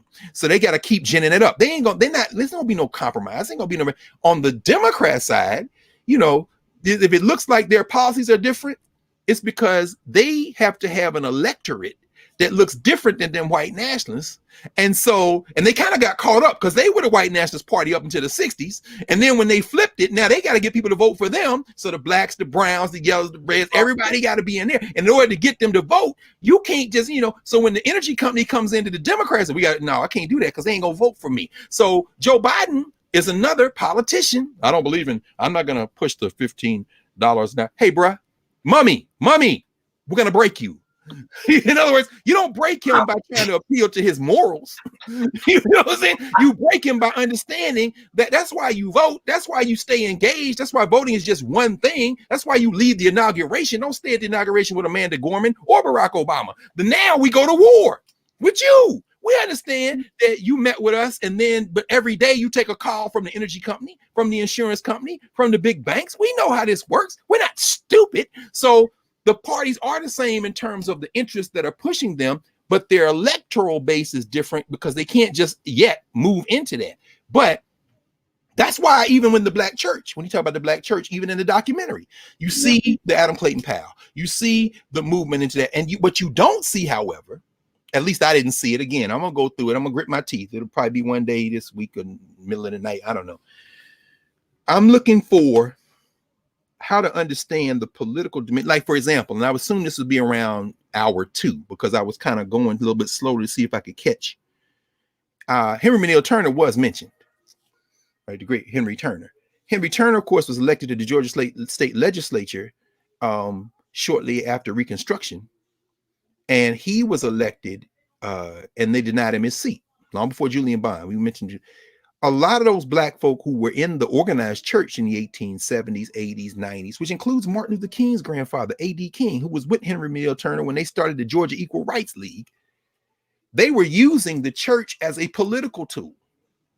And that is how the church has been. That's why in Georgia, they introduced this legislation to stop people going for early voting the Sunday before election day, the souls to the polls. In other words, these white boys know what it is. And so the black church has always been politically engaged. In fact, that's why there is a progressive National Baptist Church, because they put Martin Luther King in them out. We talked about that in the previous piece, but I don't want to get too far afield because. Right. And even in the documentary, they show, which is interesting because a lot of the anti-vote people, they always kind of, cling to Malcolm X, who said we should register to vote.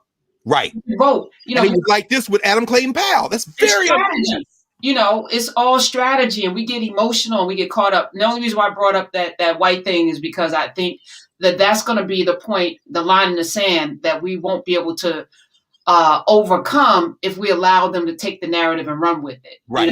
So getting back to Stevie Wonder, who has made before we leave Coca-Cola, we should say this about Coca-Cola because you said it, but I want to make sure everybody is, if y'all caught what Professor Hunter is lapping out here. That white lash, so to speak, is the natural reaction to anti-racist work. There is a place for anti-racist work. And I'm not saying there isn't. That's not my work. I mean, if I had to be in them conversations, I've been in them, but that's not the center of my work. Because like you say, Professor Hunter, we're trying to pour cleaner glasses of water. How do anti-racism free us? It free us by helping people to leave us alone. Let me just mention this very quick, because we know HR 40, they had the hearing on the Hill last week. Please. And that night, along with Sister Jam and Brother Kim Howard and a lot of other people, my dear friend Ron Daniels, of course, and the NARC, National African American Reparations Coalition, a number of other people, Sister Kenneth and Kichi Taifa, we had a debrief on the HR 40. And of course, the ADOS folk were like, oh, the ADOS, everybody calm down. HR 40, and if you remember, they had several blacks testify against it. Larry Elder, who now with the death of Rush Limbaugh, hopefully is looking for some more checks. I won't even pause. Nope. You know what I'm saying? I mean, anyway, Herschel Walker. And I said something during the round table we had. I appreciated Herschel Walker's comments because Herschel Walker was basically giving a living testimony to the need for a better education system. And whether he meant to or not. And even when he said, like, I listen to my mother, my grandmother, how you gonna pay for this man that got lynched? How you gonna pay for this man that got killed and hung? And I'm saying, see, Herschel, you think you are testifying against HR 40, but you are making the exact point. You are a victim of deep miseducation, and there is no, as Gil Scott Heron once sang, who pay reparations on my soul? In other words, that is on us. See, people mistake reparations with, in order to get reparations, you have to make a demand, but you're not making a demand to have your humanity restored. That's another thing in terms of this documentary on the black church. You have to understand, we came here as humans and we never stopped being humans. When you label us slaves, when you label us, you are going from somebody else's perspective. And then I'll mention one other thing. Benny Thompson, Congressman Thompson, has filed a lawsuit, and LSCP has joined. And I read the case. I read the filing, the complaint, Thompson versus Trump et al. They're using the Civil Rights Act of 1860. No, none of that. They're using the Ku Klux Klan Act, the so-called Third Enforcement Bill, which is the Act of 1871, which is the act that has been eviscerated over the years as the courts have basically said you have to engage in state action. They're filing what is called a 1985 claim, a civil rights claim, a civil law claim. They're saying that Trump and the other named defendants, which include the Proud Boys and them, they interfered with they had a civil conspiracy to interfere with the operation of elected officials, federal elected officials. That is what they call the Ku Klux Klan Act. It came into existence in 1871 as one of the Reconstruction bills. And I thought it was fascinating because the previous year, 1870, Hiram Revels had come to the United States Senate, the first black senator. And he came out of Mississippi. It's interesting. So Benny Thompson out of Mississippi. I just thought, man, that's fascinating. But by that time, North Carolina was already loosing the Klan to stop black people from voting. And in fact, the governor of North Carolina sent the state militia to stop the Klan because they were intimidating voters in a couple of counties. And then the following year, when they passed the Act of 1871, that's when the Democrats, who were the party of white nationalism at the time, overwhelmed the governor's race in North Carolina and voted in a Democrat, and they started turning toward white supremacy. By the time you get to the Third Enforcement Act in 1871, the so-called Ku Klux Klan Act, the federal government passes that to stop the damn Klan. And I'm saying that Benny Thompson last week digs into the crates because it's still good law and says basically he doesn't go the racial route, because that's the other part of the Klan Act, the Enforcement Bill of 1871. By the way, the same year that Senator Revels came to from Mississippi to the United States Capitol as a U.S. Senator, black senator, that was the same year that Ulysses S. Grant and the federal government started something called the Department of Justice. If you paid attention to Merrick Garland when they nominated him, he mentioned that. And part of the reason they started the Department of Justice was to go against the Klan. And so 1871, the Klan Act, there are several sections of it. One of them is, and they have civil law equivalents. It's U.S. Code 1983, 4 and 5. No, 1984, 5 and 6, 4, 5, and 6. The criminal thing is to prosecute conspiracies. That's the law. That's the law they went into court against the killers of Schwerner, Goodman, and Cheney, so-called Mississippi Burning case. The civil component is to sue people and in civil court, and there's a provision that says if you interfere with the government, elected officials in doing their work, you can be brought up on this charge. That's what Thompson used. But I'm saying all that to say this. I think the most important period in American history is the period of Civil War Reconstruction, including the 1960s, including everything that's happened since. Why? Because that's the moment when this country betrays the possibility that leaves Adam Clayton Powell Sr. saying we got to all give up something. But what black people gave up in that moment was the prospect of ownership of land. This is at the same time that they are dispossessing the Native Americans of the land as they go west. Pause. Come back to the Black Church documentary for 15 seconds. This is why every time somebody at the beginning, middle, or end of that documentary refers to slavery as America's original sin, you are framing this completely wrong. The original sin is settler colonialism. These Native Americans, who, by the way, are freezing on these reservations and other places down there in Texas and Louisiana, the Native Americans were set upon first. Don't ever forget that. Don't ever forget that. Every time you say America, the original sin, I get it if we just kind of people who are beginning to learn, I want to know more. But when you are a talking head in a documentary that has been curated and then interviewed and then edited down to make a certain point, that was a deliberate decision. And that's a deliberate decision that is really about trying to integrate black people into the American project by saying we can cure this original sin. But here's the problem. You can't cure the original sin of settler colonialism. So you just act like it never happened. We'll start from here. But what about the Indian? Well, we'll get into some rights. I mean, but what you're really saying, what the unspoken thing is, the unspoken thing is Mighty Whitey, once he set his foot on this country, it was inevitable. He's better than us. He's a conqueror. He had guns. He had better religion. His culture is better. And so therefore, he kind of had a natural right. Y'all better check out John Locke and natural law. And he had a natural right, terra nullius. It was nobody here thinking about property rights and stuff. He brought a better system, Enlightenment, Renaissance, all that shit they teach your children, and then sit them in an AP class and teach them again. And then you go write a dissertation on it. And then you get on TV and talk about slavery is America's original sin, because you're taking as your framework, not your people coming from Africa, not the human beings who are over here minding their business, but you're taking as your framework, the beginning of the project started by the people who set off the problem in the first place. The field of violence becomes your point of departure. That's why when you come in, it's like watching WandaVision. You know what you're talking about? America is inside the hex.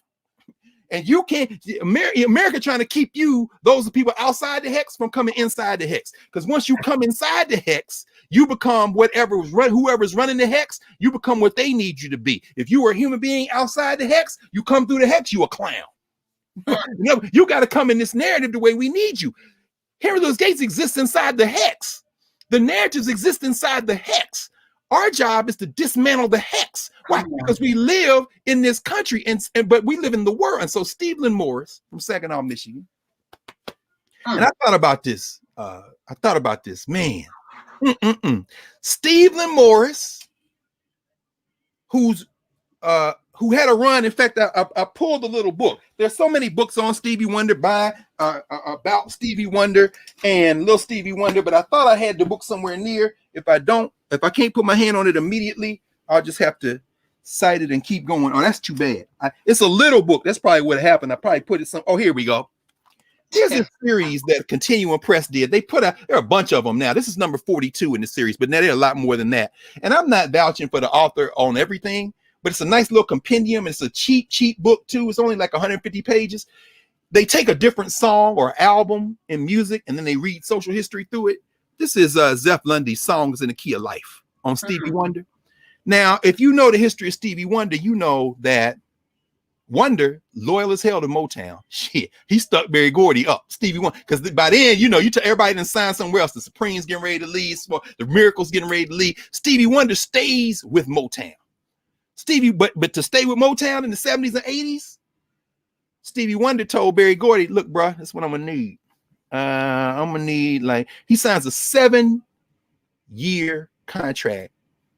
I'm sorry, he signs a 15-year contract to do like 7 albums, and he gets 20% of the sales, unheard of in recording industry, and he got veto power if Gordy tries to sell Motown.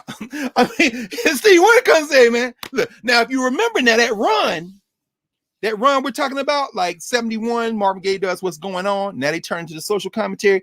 Stevie Wonder in 1972, Music of My Mind and Talking Book. Stevie Wonder 1973, Inner Visions.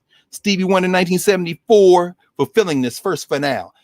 And he says, oh my God, another album. And then he misses a year. He's putting out an album just about every 9 months. People like, damn, Wonder, where's the music? Where's the music? And then in 76, boom, Songs in the Key of Life. So I wish, Master Blast. Oh my God, he's putting it down. But here's the thing. And I'm going to come to what Stevie told Oprah a minute ago.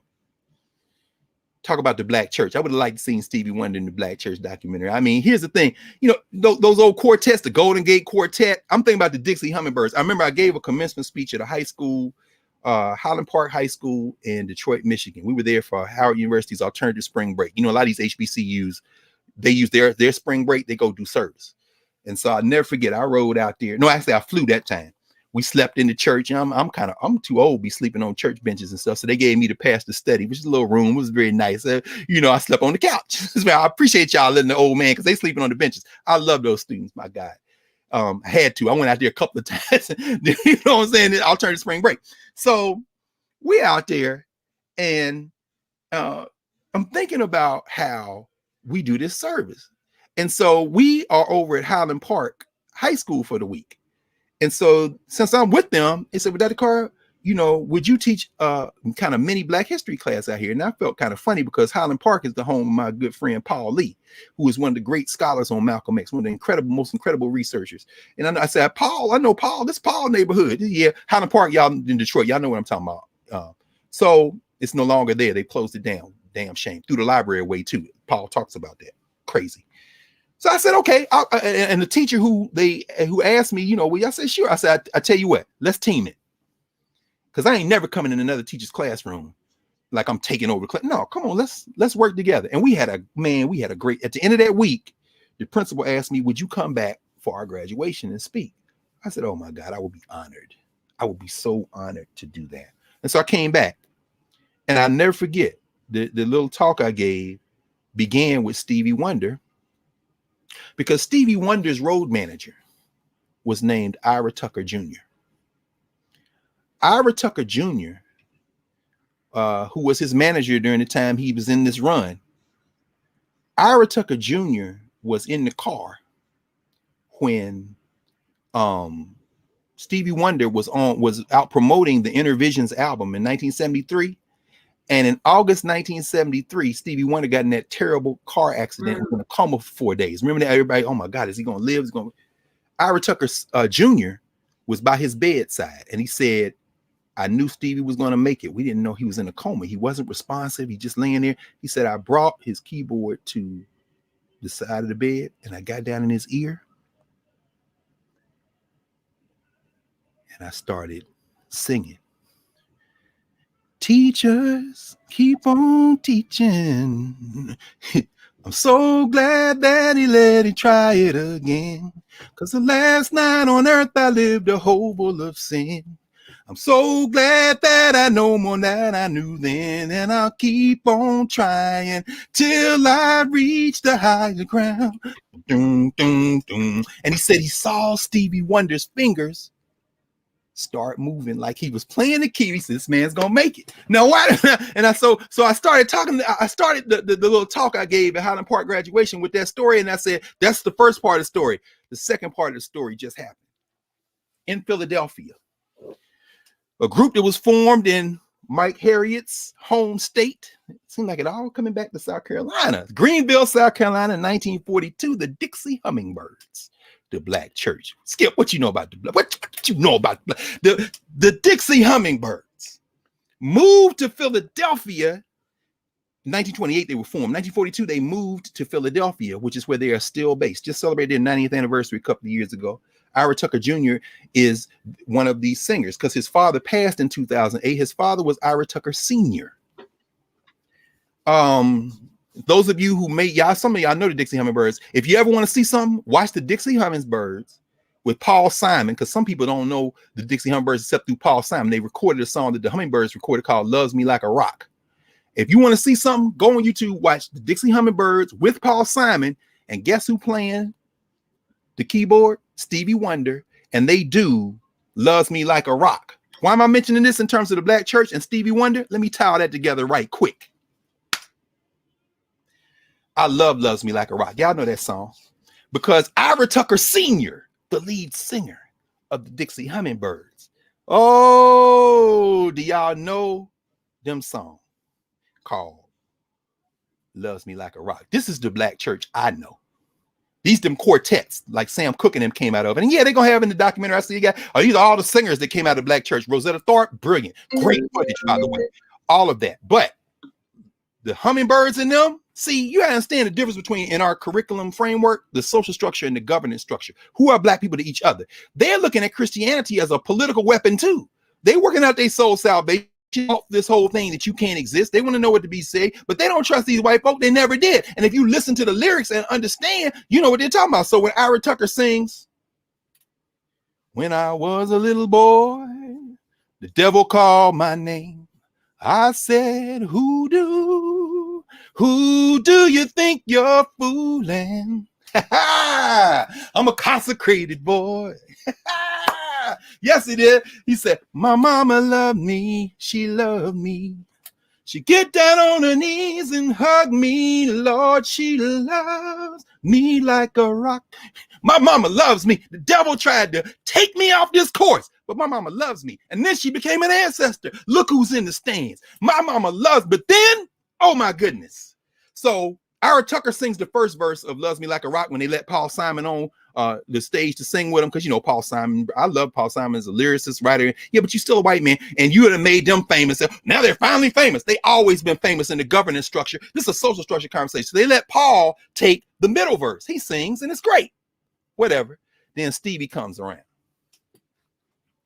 and that's my favorite verse, the third verse of "Loves Me Like a Rock," because that line go, "If I was the president, and the Congress called my name." What do you say? I say, who do you think you're fooling? He said, "I got the presidential seal." He said, "I'm up on the presidential podium. My mama loves me. She loves me. Get down on her knees and hug me. Lord, she loves me like a rock." You can't make no damn documentary on the black church and commingle the black church with the idea of America. Did you hear the man say, "If I was the president, Come on, and the Congress called my name"? you better sing. Who do? And then they all, who do you think you're fooling? Get out of here, Skip, and take every one of them damn commentators with you. I don't care how much money PBS gives you, BBC gives you. You can walk up in your church and hug everybody, but bruh, my brother, beloved brother. If I was the president and the Congress called my name, I would say, who do you think you're fooling? Anyway, Ira Tucker Sr., who sings that song, passed away in 2008. You know what I told them people in Detroit? I said, I'm out here with y'all. Guess who came to his funeral to sing? Because his son had brought him back from the doorstep of death. Stevie Wonder came to that funeral. My man Nate Thompson was there. It was in Philly, right on Broad Street. And I wish I could have been there, but Nate telling me that story, man, just brings tears to my eyes. He said, Stevie Wonder got up there. If y'all want to see something else, go on YouTube and catch Stevie Wonder at the Kojic convention singing this song right here. He said, this is the song Stevie Wonder sang at Ira Tucker Sr.'s funeral. We want to talk about the black church. I've had some good days. What y'all know about that?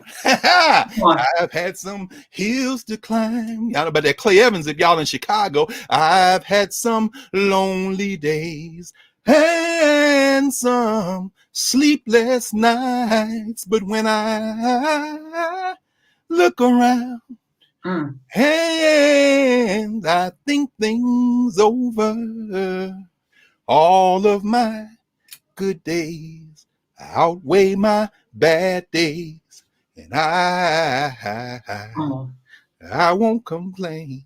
Better not. If you don't understand that, you can make as many talking head, Princeton, Harvard, Howard, USC documentaries, white facing, talking about the black church, and there ain't no one, you don't know nothing about it. Because see, that came on the boats, bruh. And if you don't go back before the boats, everything you say after is a misdirection play.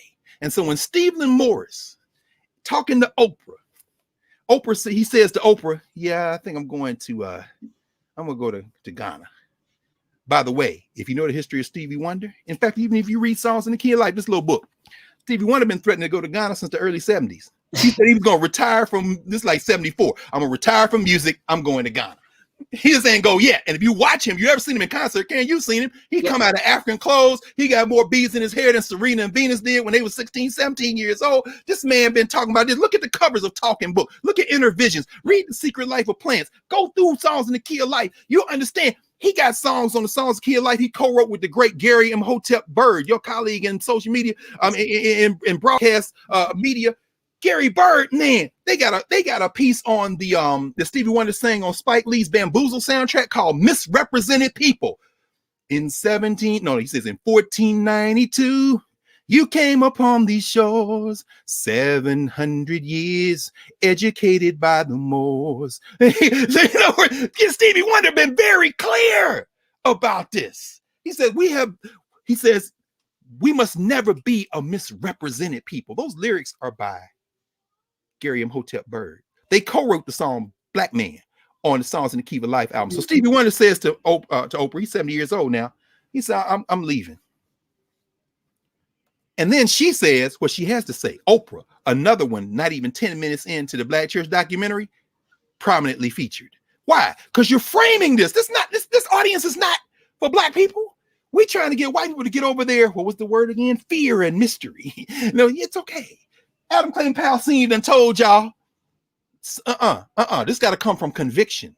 So I don't care how you shoehorn all our culture into a kind of, it's okay. It ain't okay, damn it. That's why these kids is in the street. And like the minister told you, they done walked away from the institution, but they didn't walk away from God. Why? Because you can't fit God in the black church. Even if you try to say, well, I'm talking about religious institution. You ain't saying nothing about the Muslims. You ain't saying nothing about the Yoruba people. These are my people here, Egbe Ijoba in Philadelphia. You ain't said nothing about them. Why? You brought them in a little bit as earrings and bracelets because you know you can just get away with not talking about them. But Stevie says, she says, why? Oprah says, why?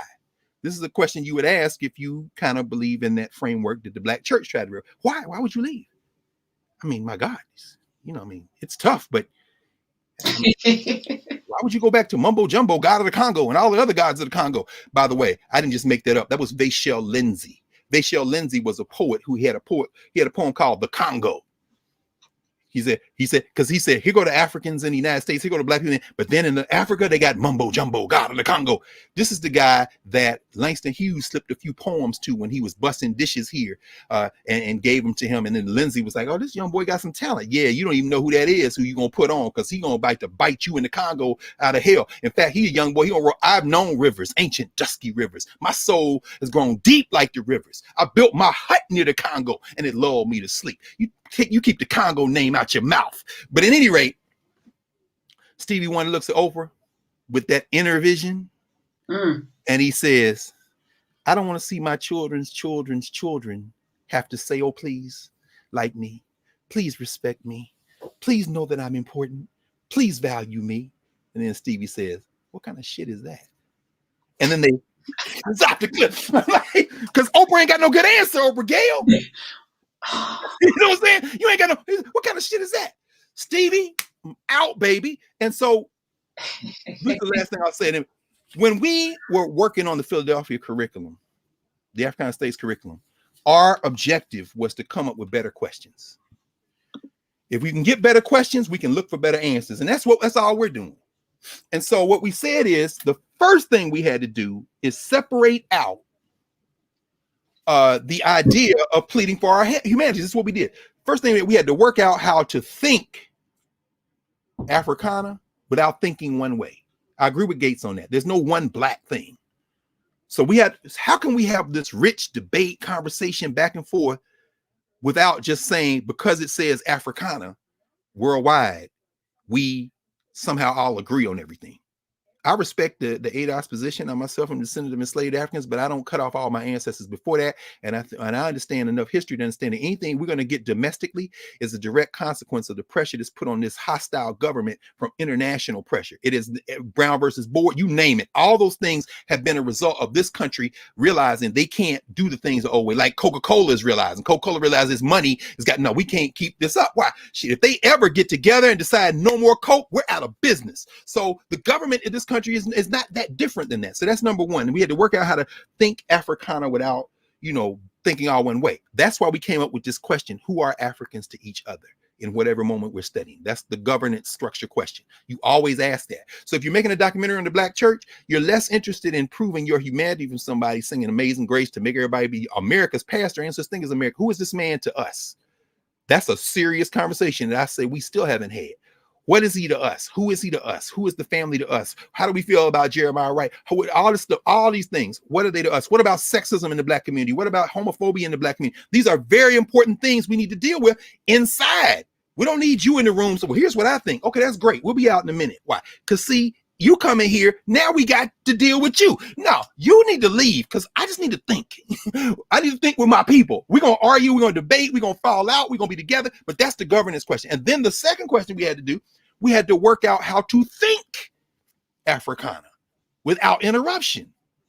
And that's why we created the social structure category. Who are Africans to other people? It's important to look at these documentaries. It's important to think about these things, but don't think about them. Don't confuse that with that project is, that PBS, BBC, white-facing project. Don't confuse that with who you are. Who you are is another conversation. And sometimes, many times they intersect. But unless we ever stop and draw a line and say, okay, we'll think this, and we'll think this, and then we'll put them in conversation, we'll always be running around here with that different devil because we've never been clear. And then the governance category, then all the other four questions we ask all feed the governance category. And I won't go through, ways of knowing. Here's what it is. Henry Louis Gates says in the book, the companion book to the documentary, when I say the black church, I mean, I'm talking about religious institutions. No, but you didn't say black religious institutions, because 1 hour would have been on Africa. The second hour would have been on what happened when we got here, beginning with the Muslims. You wouldn't even gotten to Christianity until maybe the last 15 minutes of the second hour. The third hour would have been on institutionalization and the political significance of using it. And that's where Cedric Robinson comes in. He says the black movement in the church is what allowed those Africans to organize themselves in terms of politics, because in their worldviews, like everybody sing. Everybody know it. In other words, when I was singing, everybody sing. Everybody got to sing. I don't care. You can't carry a tune. We had a chord structure where everybody can sing. Even if you all key, you won't key. We're going to make sure. And that means everybody vote. White people are like, well, I don't. No, hell no. Everybody vote. White women, us too. Yeah, you too, but shit, not before me. In other words, so you start seeing the confrontation, right? But ways of knowing. I'll never forget the debates we had, and then I sketched it out, and it finally struck me because what we were trying to come up with is a word to talk about the way human beings think about the world. Religion was easy, but everybody in the mosque, everybody in the synagogue, everybody in the church. Philosophy, that was easy, but that had a connotation that it's a professional or practice that is systematic, and some people are not. No. Worldview, nah, that's kind of loaded. We need something that people understand as a phrase and then can find themselves in it. And that's what, you know what? Ways of knowing.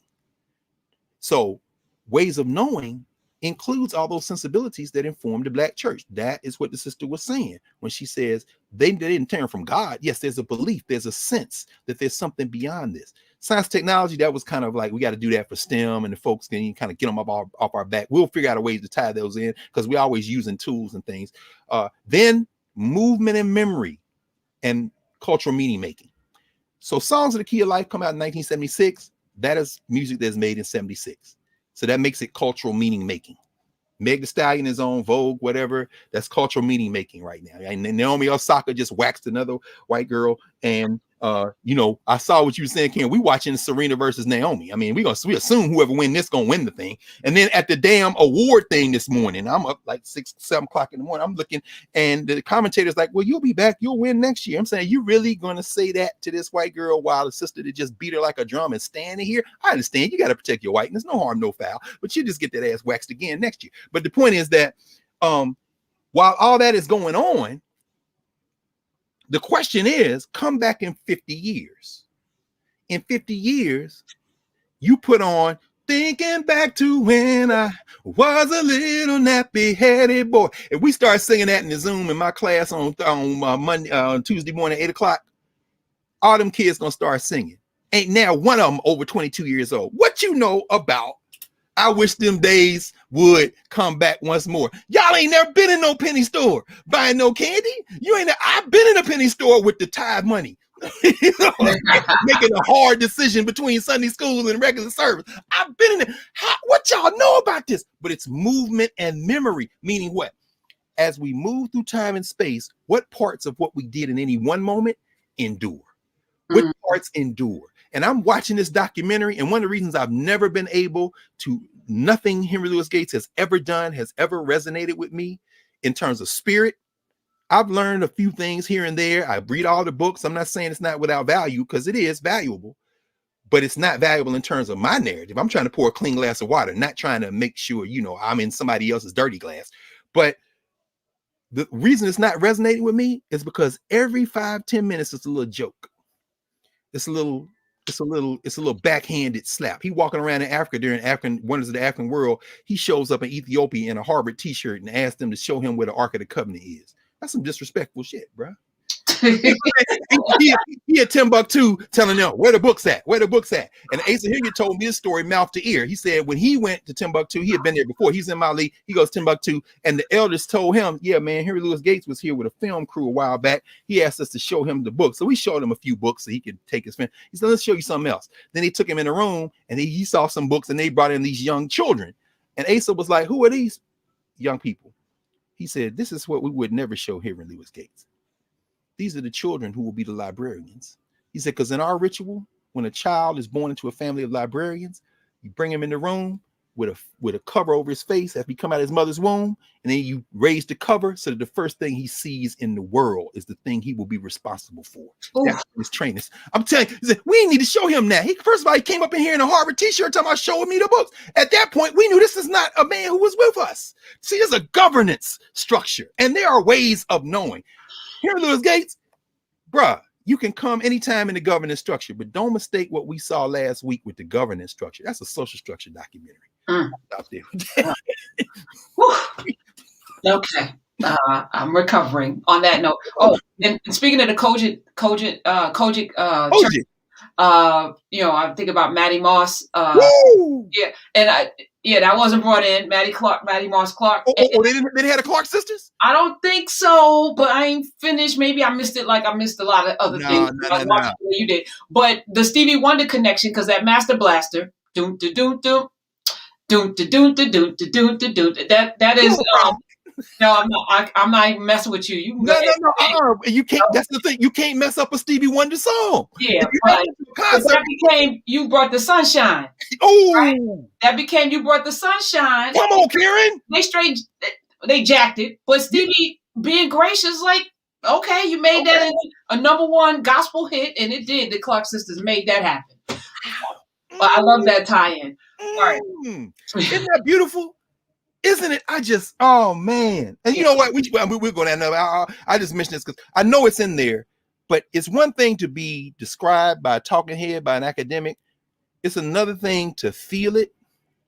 So, all those songs, remember the tensions. And I saw that in there with Dorsey, and then later on, the next iteration. When those Africans who came up in the church, Curtis Mayfield, came up in the church, Rosetta Tharpe came up in the church, like Sam Cooke and them. When they then took those lyrics in the other, Marvin Gaye took those lyrics in the other direction, that creates real tension in the governance structure, but not because people didn't feel those lyrics, but because they did. So, when you hear Aretha Franklin and James Cleveland sing Precious Memories, you got a problem now, because now you're talking about the 70s. And now you have Marvin Gaye, you don't have Sam Cooke, you send me. And then so when Aretha Franklin says, no, when James Cleveland says, in said hour, every now and then you get a little lonely. Now the people in the church think, you talking about Jesus? Or you talking about your lover? And then you hear Aretha in the back, you better sing it, James. See, when you write that blue note in, it ain't even really the words you saying. It's that blue note. So you better be real careful what you put on top of that blue note, because that's coming in here. And then, when they go back and forth, and Aretha Franklin is like, sacred secrets will unfold. Yeah, sacred secrets will unfold. See, now you're playing with natural fire. And white people are like, oh, I love that. No, you don't even know what this is. If y'all ever been an usher when they put on Precious Memories, everybody leaving. They getting up, they running out. Why? Because Sterling Stuckey writes it in slave culture. That's what they call the ring shout. In other words, we're going to keep doing this thing till the spirit comes. And guess what? That ain't Christianity, unless you include Vodun. Isn't that Christianity? Well, the Catholic saints, right. See, the tie is not from Europe. The tie is from Africa. You talk about the black church, you do that. You get into the drum. In fact, I shouldn't even go down this road, but I will mention this. Remember, Karen, this is our generation. When Debbie Harry decided she's going to dip her toe in the hip hop and did Rapture. Yes. If you ever watch the video for Rapture, she's like, and then she's like, you get in your car, you drive real far, all that kind of thing. But she's standing there with these white dudes, like her little boyfriends, going around like she the Marilyn Monroe or something like that, bringing it into the social structure. And this is the same time Basquiat is going downtown, Freddie Braithwaite, Fat by Freddie and them. The museums have gotten interested in them. Henry Chalfant taking pictures. Cooper's taking pictures. Meanwhile, they killing Michael Stewart on the damn subway. They killing the elevator bumpers on the subway. You killing the people making the culture, but you taking pictures because y'all done figured out how to make. Here come Blondie with Rapture, and she sees these white boys around her. Around them are several black women with their head kerchiefs and dresses white. The ring shout. So y'all see, y'all don't even know what this is. You wouldn't know it to see it, and you can't trust Henry Louis Gates because he can't explain it to you either, because he don't know it, and I know he knows it. Let's be very clear. He's a fine scholar, top-rate scholar, because that ain't his job. His job is to make us a little less fearful. Plus, he's getting paid very nicely to do that. But that ain't who we are. So it's not going to impact us. But yeah, the ring shout would get us going. You ready for questions? Yes. I love you. I love you too. This is beautiful. What are we doing? I love you so much. Oh man, no. Let's bring Miss Milty in from Denver. Denver. Hi, Milty. Hi, good morning. Yes, my name is Milty. I'm in Denver currently. First of all, I just want to say to the both of you, thank you so much for this. I I wish that had happened to me 30 years ago. I think my life would be very different. I would be very different. But I want to thank you for it now. Wait, me too. You know what? Let me say this, because we hear that a lot. Things happen when they're supposed to happen. I don't know if 30 years ago people would be ready for that. I don't know if 30 years ago, I know I wouldn't have been ready. I wouldn't have been the person that I am. I don't know, Dr. Carr, about you. 30 years ago. Things converge when they're supposed to. They show up when they're supposed to. And our job is to take that baton and run that leg of the race once we get it. So I appreciate that, Milty, but That's right. Yeah. Well, I just want to say, but anywho, let me keep this short because I know you have other people. No, it's all good. Can I ask you before you're in Denver? You from Denver? No, I hate Denver. The job got you out there, sis. Where you from? Not the Caribbean. Oh, no. My family on both sides are from northern Mississippi. Really? Yes. My father's from Greenwood. My mother is from a community outside of Lexington, Mississippi called Acona. And they're the reason why I wanted to ask you a question. They were both teachers in the segregated school system in Mississippi. That's how they met. They taught in the school in Greenwood. Yes. And my father was a science teacher as well as being the athletics coach. My God. And his dream was he just wanted to be a high school football coach. That's all he wanted to do. But with the coming of integration, he figured out very early they were not going to let him do that and be over some white boys, So he went back to school he went to school in Nashville. He went to Meharry. Oh, wow. And he studied to be a dentist. Yes. And he passed now in 2014. And but my mom's still here. She was 90 in September. Oh, that's beautiful. And because of this, Saturday morning for me, I got the idea of doing an oral history with her about teaching in the segregated school system and growing up in that era. She had a wonderful family life. She had a wonderful childhood. Her family owned a lot of land. So they were pretty much well off for Black people in Mississippi. So I wanted to ask you for some advice. My idea was to ask her about what was it like teaching there? What were the conditions? What did they have to deal with? How did they go about helping? How did they do it? Because I remember my father when I was in my 20s looking at me once. He didn't talk a lot about it. Neither did my mom. But I remember my father telling me, you know what? Integration was one of the worst things that happened because you have teachers who don't care about Black kids. That's right. And it's like, people don't know the teachers. They don't trust them. And one of his students who had been my landlord in Chicago told me, it's like his mother trusted my dad implicitly. My God. And my father, my parents raised me in a similar way, going to integrated schools in Jackson. I'm from Jackson, Mississippi. Okay. And I went to mostly parochial schools. So I went to the Catholic schools. Sure. And which makes a lot of our people put children in Catholic school because of the quality of education. It was the quality of the education. It was also the attention. Yes. Yes. We started out in my brother and I both started school going to the school for the Black parish in the city. And those nuns, they were all white, but they specifically came to the South to teach Black kids. Oh, yes. Right? Oh, yes. So there's a little paternalism going on. Sure. But, I had the best time.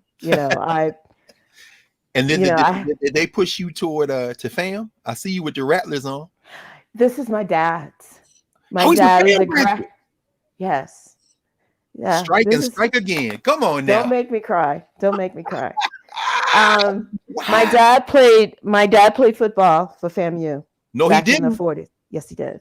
That means He was a quarterback. Your dad played for the great Jake Gaither, probably. Yes. And Oh, when I was a kid, we would go to Florida every other year. And my dad would put it like, we're going to go see the tree, because Coach Gaither had a tree. Yes. In his living room. And that's how my dad would put it to us. We're going to Tallahassee. And for me, I was oblivious about a lot of things, but it was like, we're going to see the tree. And it's like, yes, we're going to go see the tree. And so I remember with that elder, you saw them together in conversation. You saw him with his elder. Yes. Oh my God. It was really thinking back on it now, because I was like, I was a little kid. Of course. But thinking back on it now, my father had the relationship with Coach Gaither that his students had with him. Right. Oh.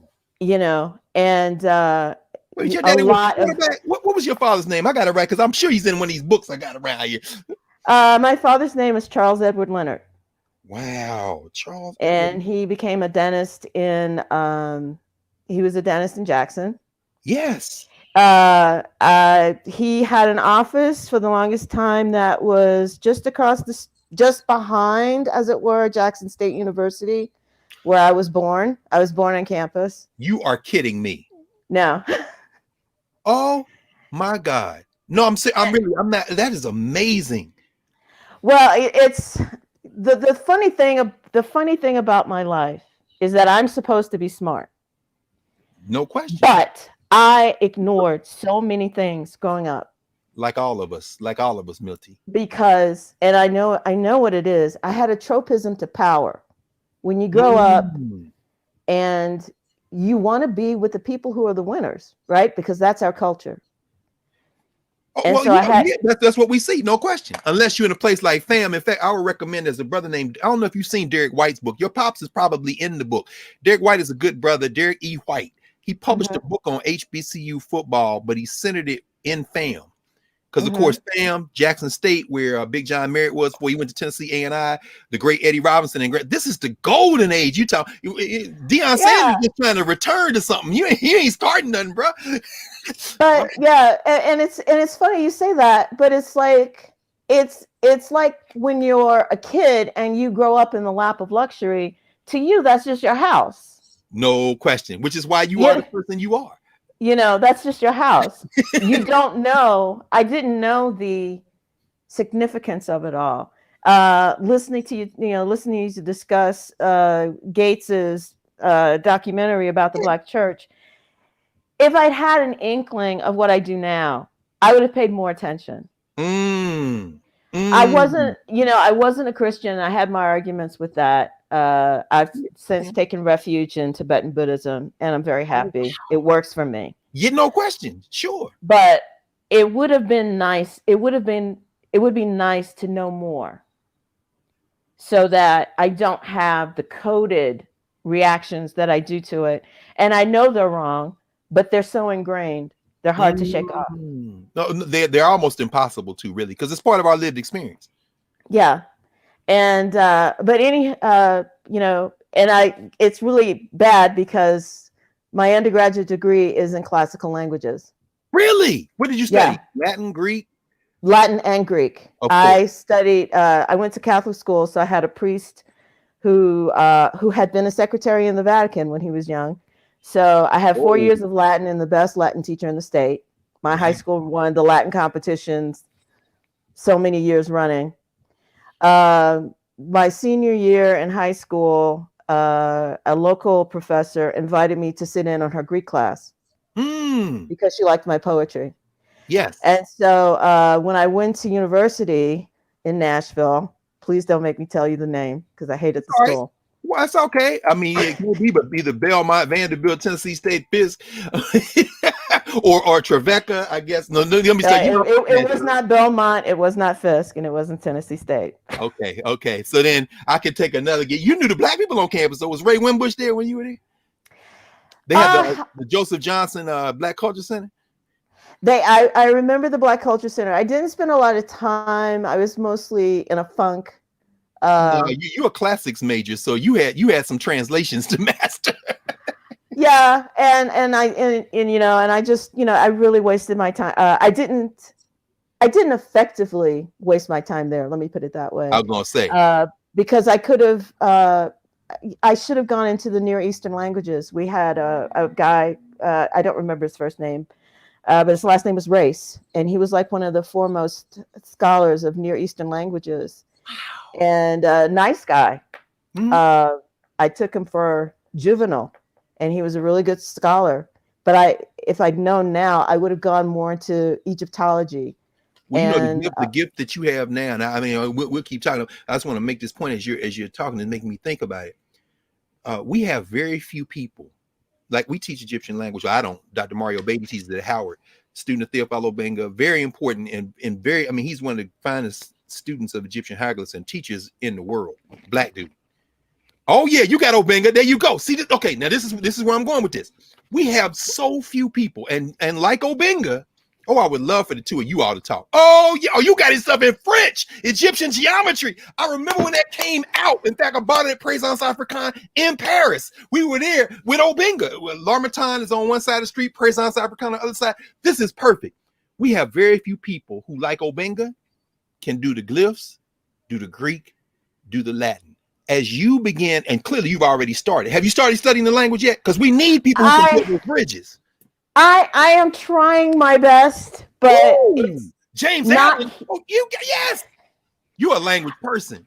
I will buy a book in a minute. Milton. Oh yeah, that's the new edition by Black Athena. No question, they did the 3-volume. Rutgers University Press had a sale. But James Allen, that's the one though on the language itself, right? Not the grammar book. You could break all kind. Oh, there it is. You about to pull it out? Yeah. This is a guy that I cannot find other than this book. Oh, and you know what? Leave your Omodupe Oduyoye. Look, if you will, that's the guy I want. You know what? Let me make sure, and Karen's gonna make sure too. Drop your email in the chat here, so I'm gonna connect you with Mario because you are in the language army. We have very few generals in the language army. Seriously. We need you, sis. I know you know like Frank Snowden's work, and what we haven't had are some hard hitting Black scholars to get in them Greek and Latin sources and really begin. Yeah, but I see. Am I getting clocked before? Yeah. But I wanted to ask you, what are some of the areas that I could ask my mom for this? Yeah. Because I want it primarily. I want it for a family thing.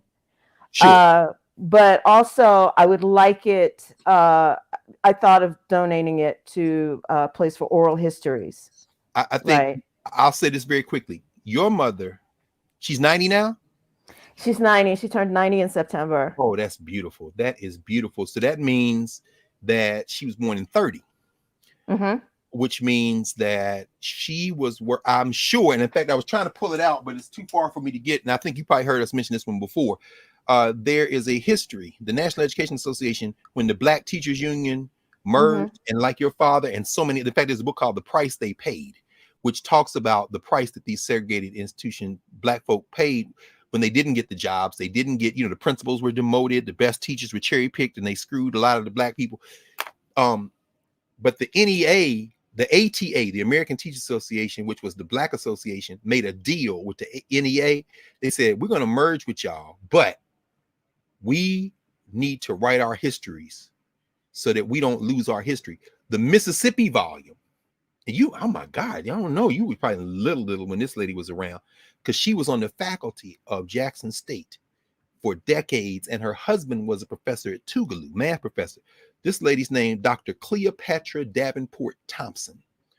Cleo D. Thompson from Egypt, Mississippi, wrote the history for Mississippi, the history of the Mississippi Teachers Association.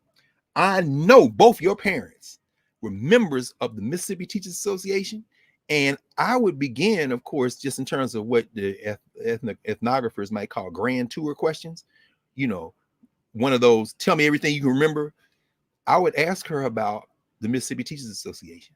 Ask her if she knew Dr. Thompson. You might have met Dr. Thompson because she was on the faculty at Jackson State. So, And I suspect once she gets going, that conversation will then begin to unfold, because they were the backbone of so much. And in fact, I'll end with this, and I'm interested to hear what you had to say about this. So much of the work that gets put in the documentaries in terms of civil rights work and things like that, it was really the teachers. I don't know if she or your father have ever shared any stories, but it's really the teachers. When you talk about Greenwood, that's a SNCC hang out. So have you ever asked her about Student Nonviolent Coordinating Committee? Did she know any of those students? Or she didn't know anyone. They were not active in that way. My mother told me once that she took I think my brother in his stroller on a march, and my dad was like, "You keep the baby at home." Stay at the baby at home. We were. But they knew so many people. My dad knew everybody at Jackson State. This is what I'm about to say. If he know your father, I mean, I tried to get him to write his story. That's okay. But he was he had a slow decline with dementia. You know what? That's all right. He's an ancestor now, and your mama has a lot of it. So his yes. story can come out of her story. I really think. Where did your mom go to undergrad? I know we got to go. My mother went to Jackson State. Oh no, you got to ask her about Margaret Walker. And her graduate degree at Jackson State. Oh, what was her field? She was a primary school teacher, so she generally taught students who did not go through kindergarten or Head Start. She taught first grade, so she got all of the problem kids, and she was very good with them. She was always all of her old students always used to come up and make sure the younger siblings got in her class. And the only reason she stopped was because she could not take the parents. How about that? The parents were just awful. Yeah, well, let me say this very quick. I know we got to go. Professor Hunter, I'm mentioning this to you as well. What we talking? Number one, I would just keep the tape recorder rolling every time she opened her mouth. That's number one. Number two, if you're thinking about some place to do with it, I think the Margaret Walker Center at Jackson State is very important for that, because she was on that faculty. I'm sure your mother knew her. And now that you're talking, this is where I'll end. Professor Hunter, remember back in the summer, we were talking about Cleopatra Davenport Thompson. She was the dean of the School of Education at Jackson State. Your mama probably had her as a teacher. Do you understand? So, I mean, oh my goodness. As you get in the story, you got two books to write. You got your pop's book, you got your mom's book, and you got all this research to do. And we're going to be, well, when you're in between, you helping us translate and make these connections. Thank you. I would be very happy to do so. One of my dreams was to be the new Michael Ventress, and I would love to try to get into the Meroitic thing. But... I got the people. I know some people, hardcore people who are working in Nubia, who are doing that work now. Oh, a couple of people, a couple of sisters. In fact, when I went to undergrad with Deb Hurd, who was there, Nubia Warford, who is done some digs. Oh yeah, y'all need to. Oh, you know what? That's done. We got you. I left my email in the chat there. Thank you so much, Dr. Hunter, for the opportunity. Before you go, tell everyone how they can reach you on Twitter, because so many people say that they know you, your father, your mother. They want to get connect with you on Twitter. Can they connect with you? Yeah, I was trying to keep. Yes, they can. I'm DS Milty on Twitter. That's the public Twitter that I have. D as in David, S as in Sam, Milty. Yes. ILTI. Okay. And thank you so much, because this history has to be filled in by us. Yes. This exercise is not just about us reclaiming who we are as Africans, but there are blanks that need to be filled in that only our family can tell us. And every time, Dr. Carr, you drop something, you remind us of something in our own family, which should lead to these conversations before these elders make transition. And your mom can fill in many of the blanks for sure. And see, that was one of my blocks earlier, is that I don't have to go to Africa because I embraced my ancestors here. That's right. And that's what that's one of the things that always used to make me so mad, is that we've done so much in this country. Yeah. And I'm not going to jump over an ocean to embrace people who are going to, first thing they're going to ask me is, where's my son? Where's my daughter? Well, that now it's interesting, because it's not either or. It's both and. Like a brother who is actually from Texas, but he moved there with his mother, Dr. Williams, who was Kojic, if you can believe this. Dr. Williams, her son, Asa Hilliard III, was raised in the Denver public schools. One of the great, and the brother I was talking about earlier, he's from Denver. His mother is like a major figure in the Pentecostal church, Dr. Williams. And at the same time, Asa, whenever he would be in Egypt or Ghana or South Africa, anywhere, he would be like, we're Africans wherever we go, so you don't have to pick. That's the thing that we've been taught. We have to pick. And I'm telling you, every time I've been to the continent and spent time, whether it be North Africa, West Africa, South Africa, there are always people who are going to say, you know, you from America. And there are always going to be people who are going to say, yeah, you from America, but we cousins. Think of it as cousins. Don't think of it as you got to go there. You got, yeah, it's both and. Trust me. Yeah. And all is correct. I think, you know, this is not a versus. No, we're not doing verses here. Nope. Do what makes you feel good. The point is, do what makes you feel good within the framework of understanding who you are. That's right. Not out of ignorance. And our job is to make sure that you have all of the tools to go and find out all the things you need to know about yourself, because this is a self project. It's about all of us coming back. Okay, let's bring Mr. Amos in. He's coming in from your favorite city, Philly. Oh, what's up? Amos. Oh, hey, what's going on, Dr. Carr? I'm good, man. It's good to see you, bro. What's going on? Hey, man, what y'all doing up here, man? Look, hold on. Do you know him? Yeah, no question. So I was one of his. I was one of his freedom school kids. Yep. I mean, he raised my brother pretty much at Howard. Yep. So. No. We family. We family. Karen. Hey, what's up, man? What's happening? I can't complain. I'm up here just trying to. I won't complain. And enjoy life, right? We talking about your city, man. Talking about them Dixie Hummingbirds. Look, the funeral was at the Met. I'm sitting there and tricked the Met out all up now, man. I'm like, what the hell? Now, are we even allowed in North Philly anymore, man? So they didn't move black people out. It's switching around, but you know, for the black people that are trying to hold on, they definitely trying to hold on. So it is what it is. How you holding up, man? I just moved back from Maryland, like a little bit over a year ago. So, damn, right when the Rona hit.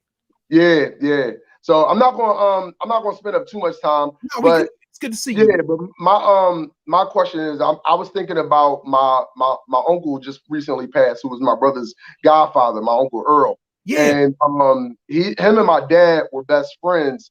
And they went to, of course, the legendary Grants in Philadelphia. Grants, baby. Graduated in 1973.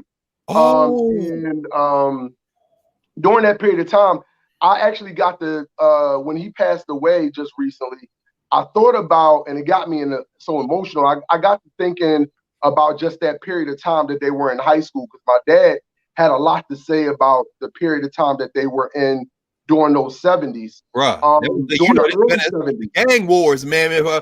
Shaka Fatah's mama, they was trying to squash the beefs in Philly, man. Right. So so basically pretty much I started having a conversation with my dad, and my dad started talking about what it was like to deal with the period after that late 80s, when you're talking about Malcolm and all of those people being killed. Yes, sir. And it got to me thinking, because even though I'm not a historian, I'm not a book guy like my brother is, because he done got it from you. His show is out of control. Nah, Mike, that's the man. That's the book man.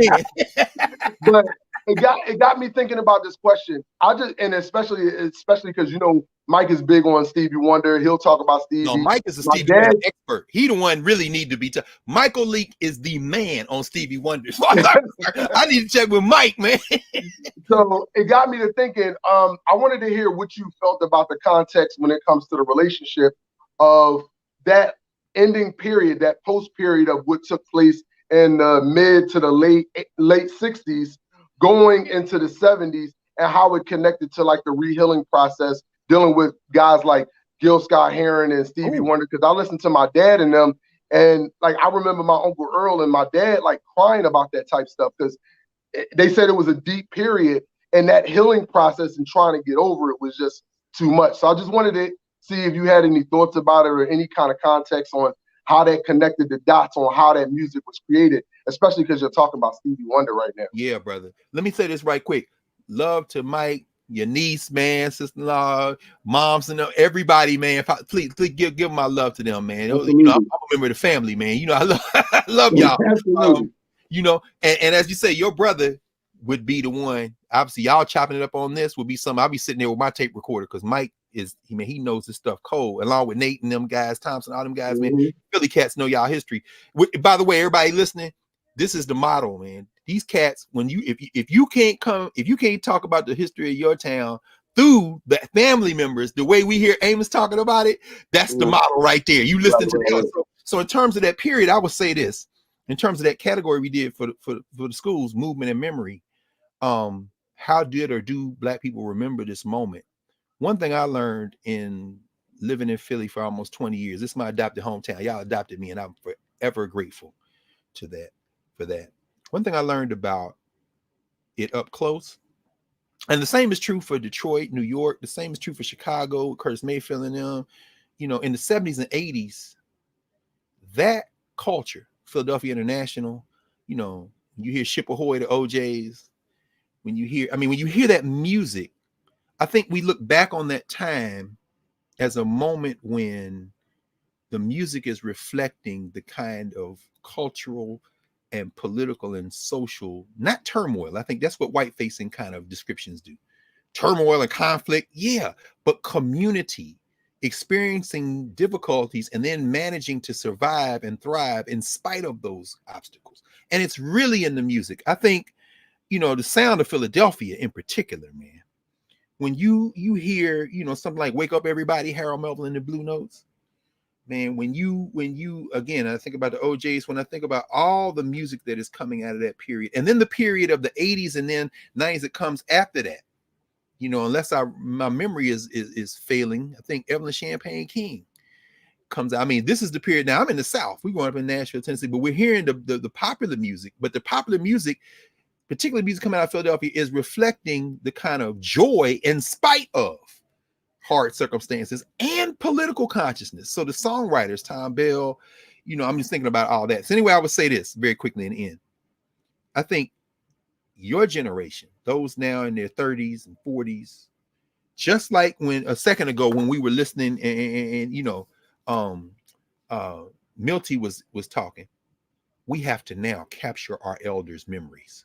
We have to capture our elders' memories. I mean, Malcolm was assassinated. Anniversary is coming up tomorrow. When you read Les Payne's new book on Malcolm or anything about Malcolm, it captures some of this. But if you from Philly and you were raised in Philly and your people were raised in Philly and their people were raised in Philly, then you know how much Mosque number 12 meant. Brother Rodney Muhammad and them down there now, I think. If Rodney is still the minister. Malcolm used Philly in some very important ways. Jeremiah Shabazz was the head of that mosque. And of course, all that story is intertwined with Black Brothers Incorporated, which is the so-called Black Mafia. You know what I'm saying? So, I mean, but Amos have coming up because it is a junior Black Mafia that comes up after that. But all that stuff is interlooped together. If y'all want to read Sean Patrick Cooper's book, Black Brothers Incorporated, or more importantly, Dana and John King. Dana King used to work for the school district. John King, they were in witness protection in part because their father got caught up in that. He did his own Song for My Father. John Griffin did a memoir of that period. Philadelphia in the 70s and 80s is indicative of that Black struggle during that period to maintain the momentum of Black power, of social and cultural movement in the face of deindustrialization, in the face of these Black political power coming into place as white folk began to leave those urban cities. We'll see, obviously, by the end of the 80s, we'll have seen the coming and going of Wilson Goode, who actually wrote a memoir, which is one thing you should have on the shelf right next to the thing on the bombing of Osage Avenue. Very important. But all that stuff in like Philly, deeply interwoven with culture. And it isn't just to Mitzi's point. It isn't just the culture of Philadelphia. It is the culture of African people in Philadelphia, and they are making deliberate choices to link to larger echoes of African culture. I think about, in fact, this sister. She's one of our Freedom School elders, really. Maisha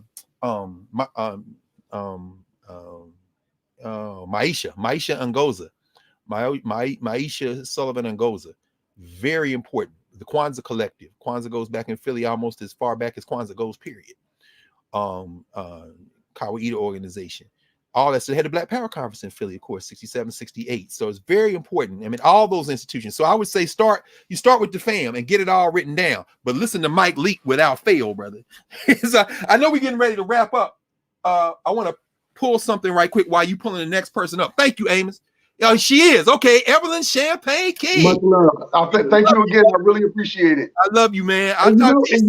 You know, me and Mike actually fight about which is better, finding fulfilling first finale, or I'm Intervisions. I'm Intervisions all day. Yeah. I'm saying, look, man, look, whatever y'all say, because I ain't never getting in a fight with your brother about Stevie Wonder. I'm just listening, brother. Because look, if you start much love, Karen. Yo, much love. Much love, Karen. Oh, you muted, sis.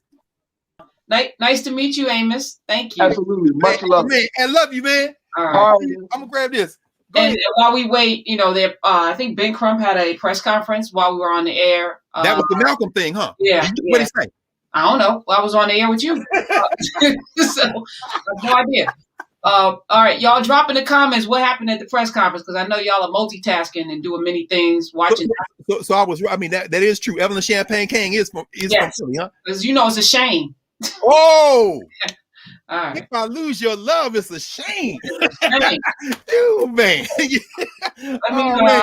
Let's Vernon. to Vernon. Hello. In Dallas, first of all, how's your electricity, your heat? How's your family? What's going on?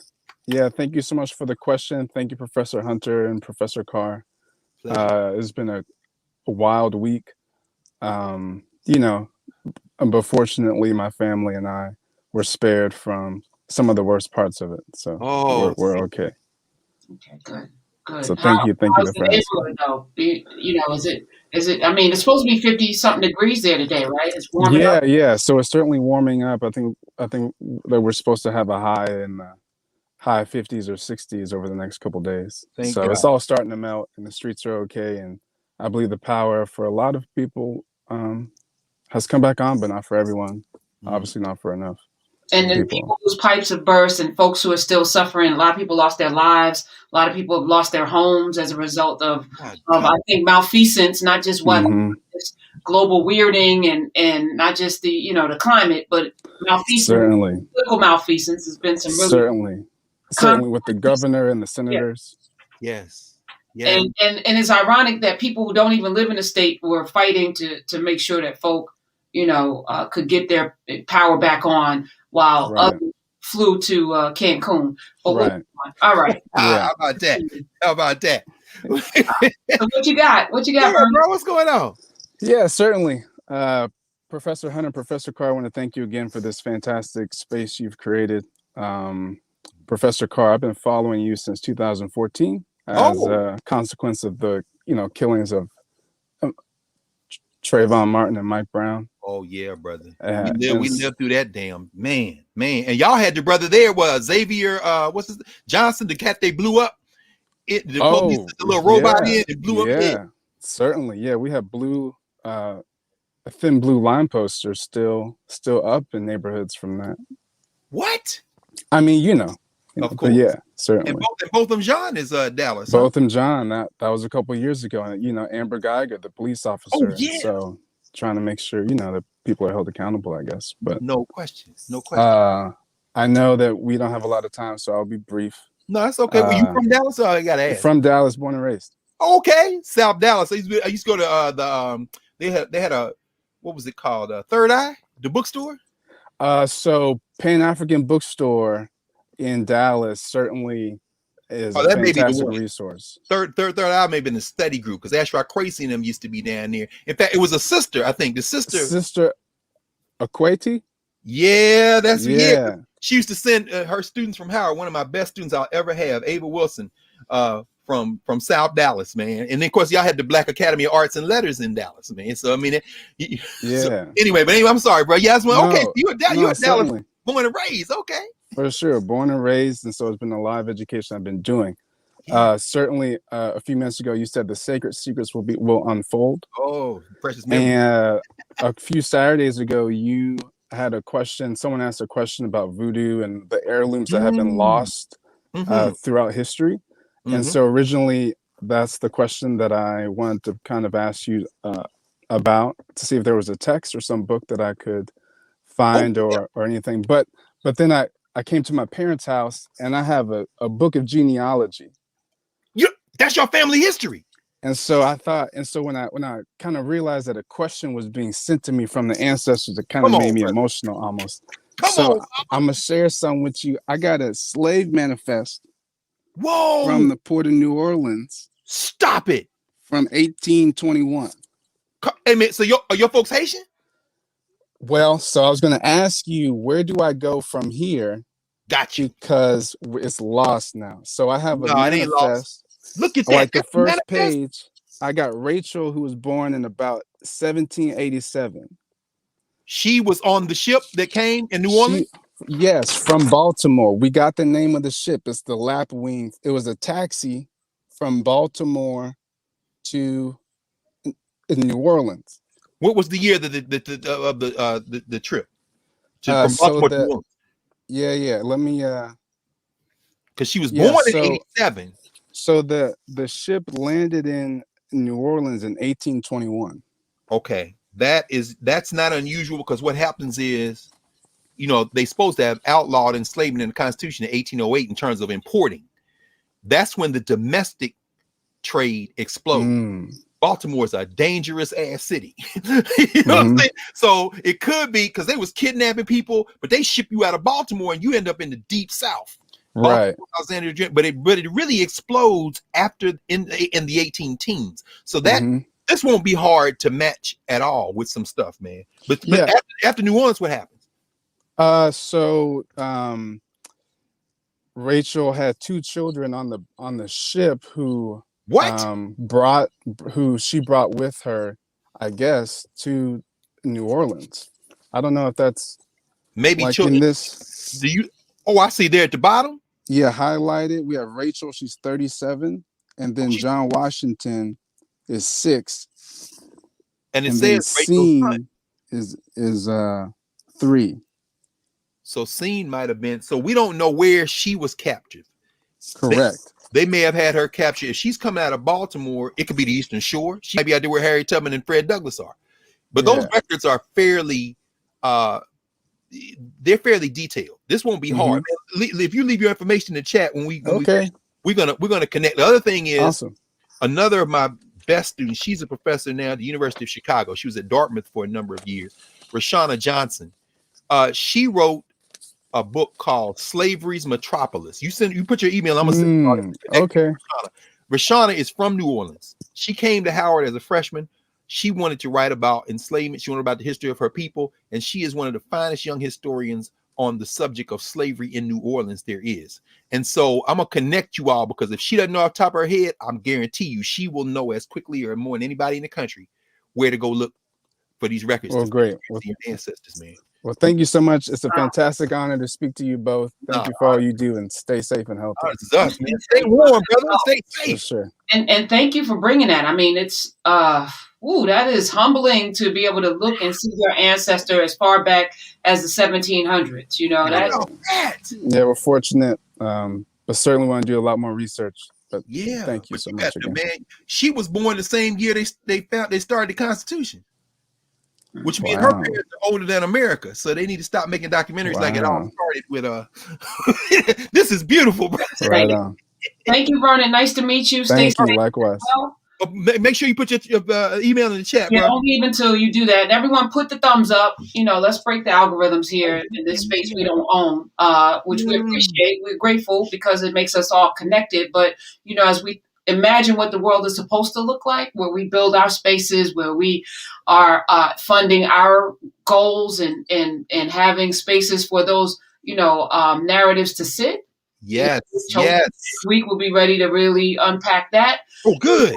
This is the genesis. We first have to have the gathering spaces. We first have to have the places where we can come together. And there are 1 billion plus people on YouTube. There should be more subscribers to this channel. Please, y'all, get people. We got to get that going, please. Yeah, more thumbs up on the thing. Like let's show the world that we care about the things that really do matter. So I appreciate everyone that's here, but spread the word. And when we do this next thing, I'm going to ask everybody to participate in a way that, I've never asked anyone to participate before, because if we build this thing through our lens, with our hands, with our minds, it can't be taken away. And this knowledge that Dr. Carr drops every week, it can't be taken away from us. And as a matter of fact, it's a building block. When we talk about the pyramids, yes, you, sir, you drop enough of the cornerstones for us to build pyramids that will last a lifetime. So I just want to say thank you again. No, thank you, sis, because you building this has created a situation where we can even, I can't thank you enough. The way I look at the world now is very different than the way I looked at it even 3 months ago, 6 months ago, a year ago, for sure. So, I mean, my goodness. But, you know, and as folks are getting to learn, see, now I gotta go do another thing in a minute, but I'm thinking now I gotta get Evelyn King out of my mind. Well, you know what?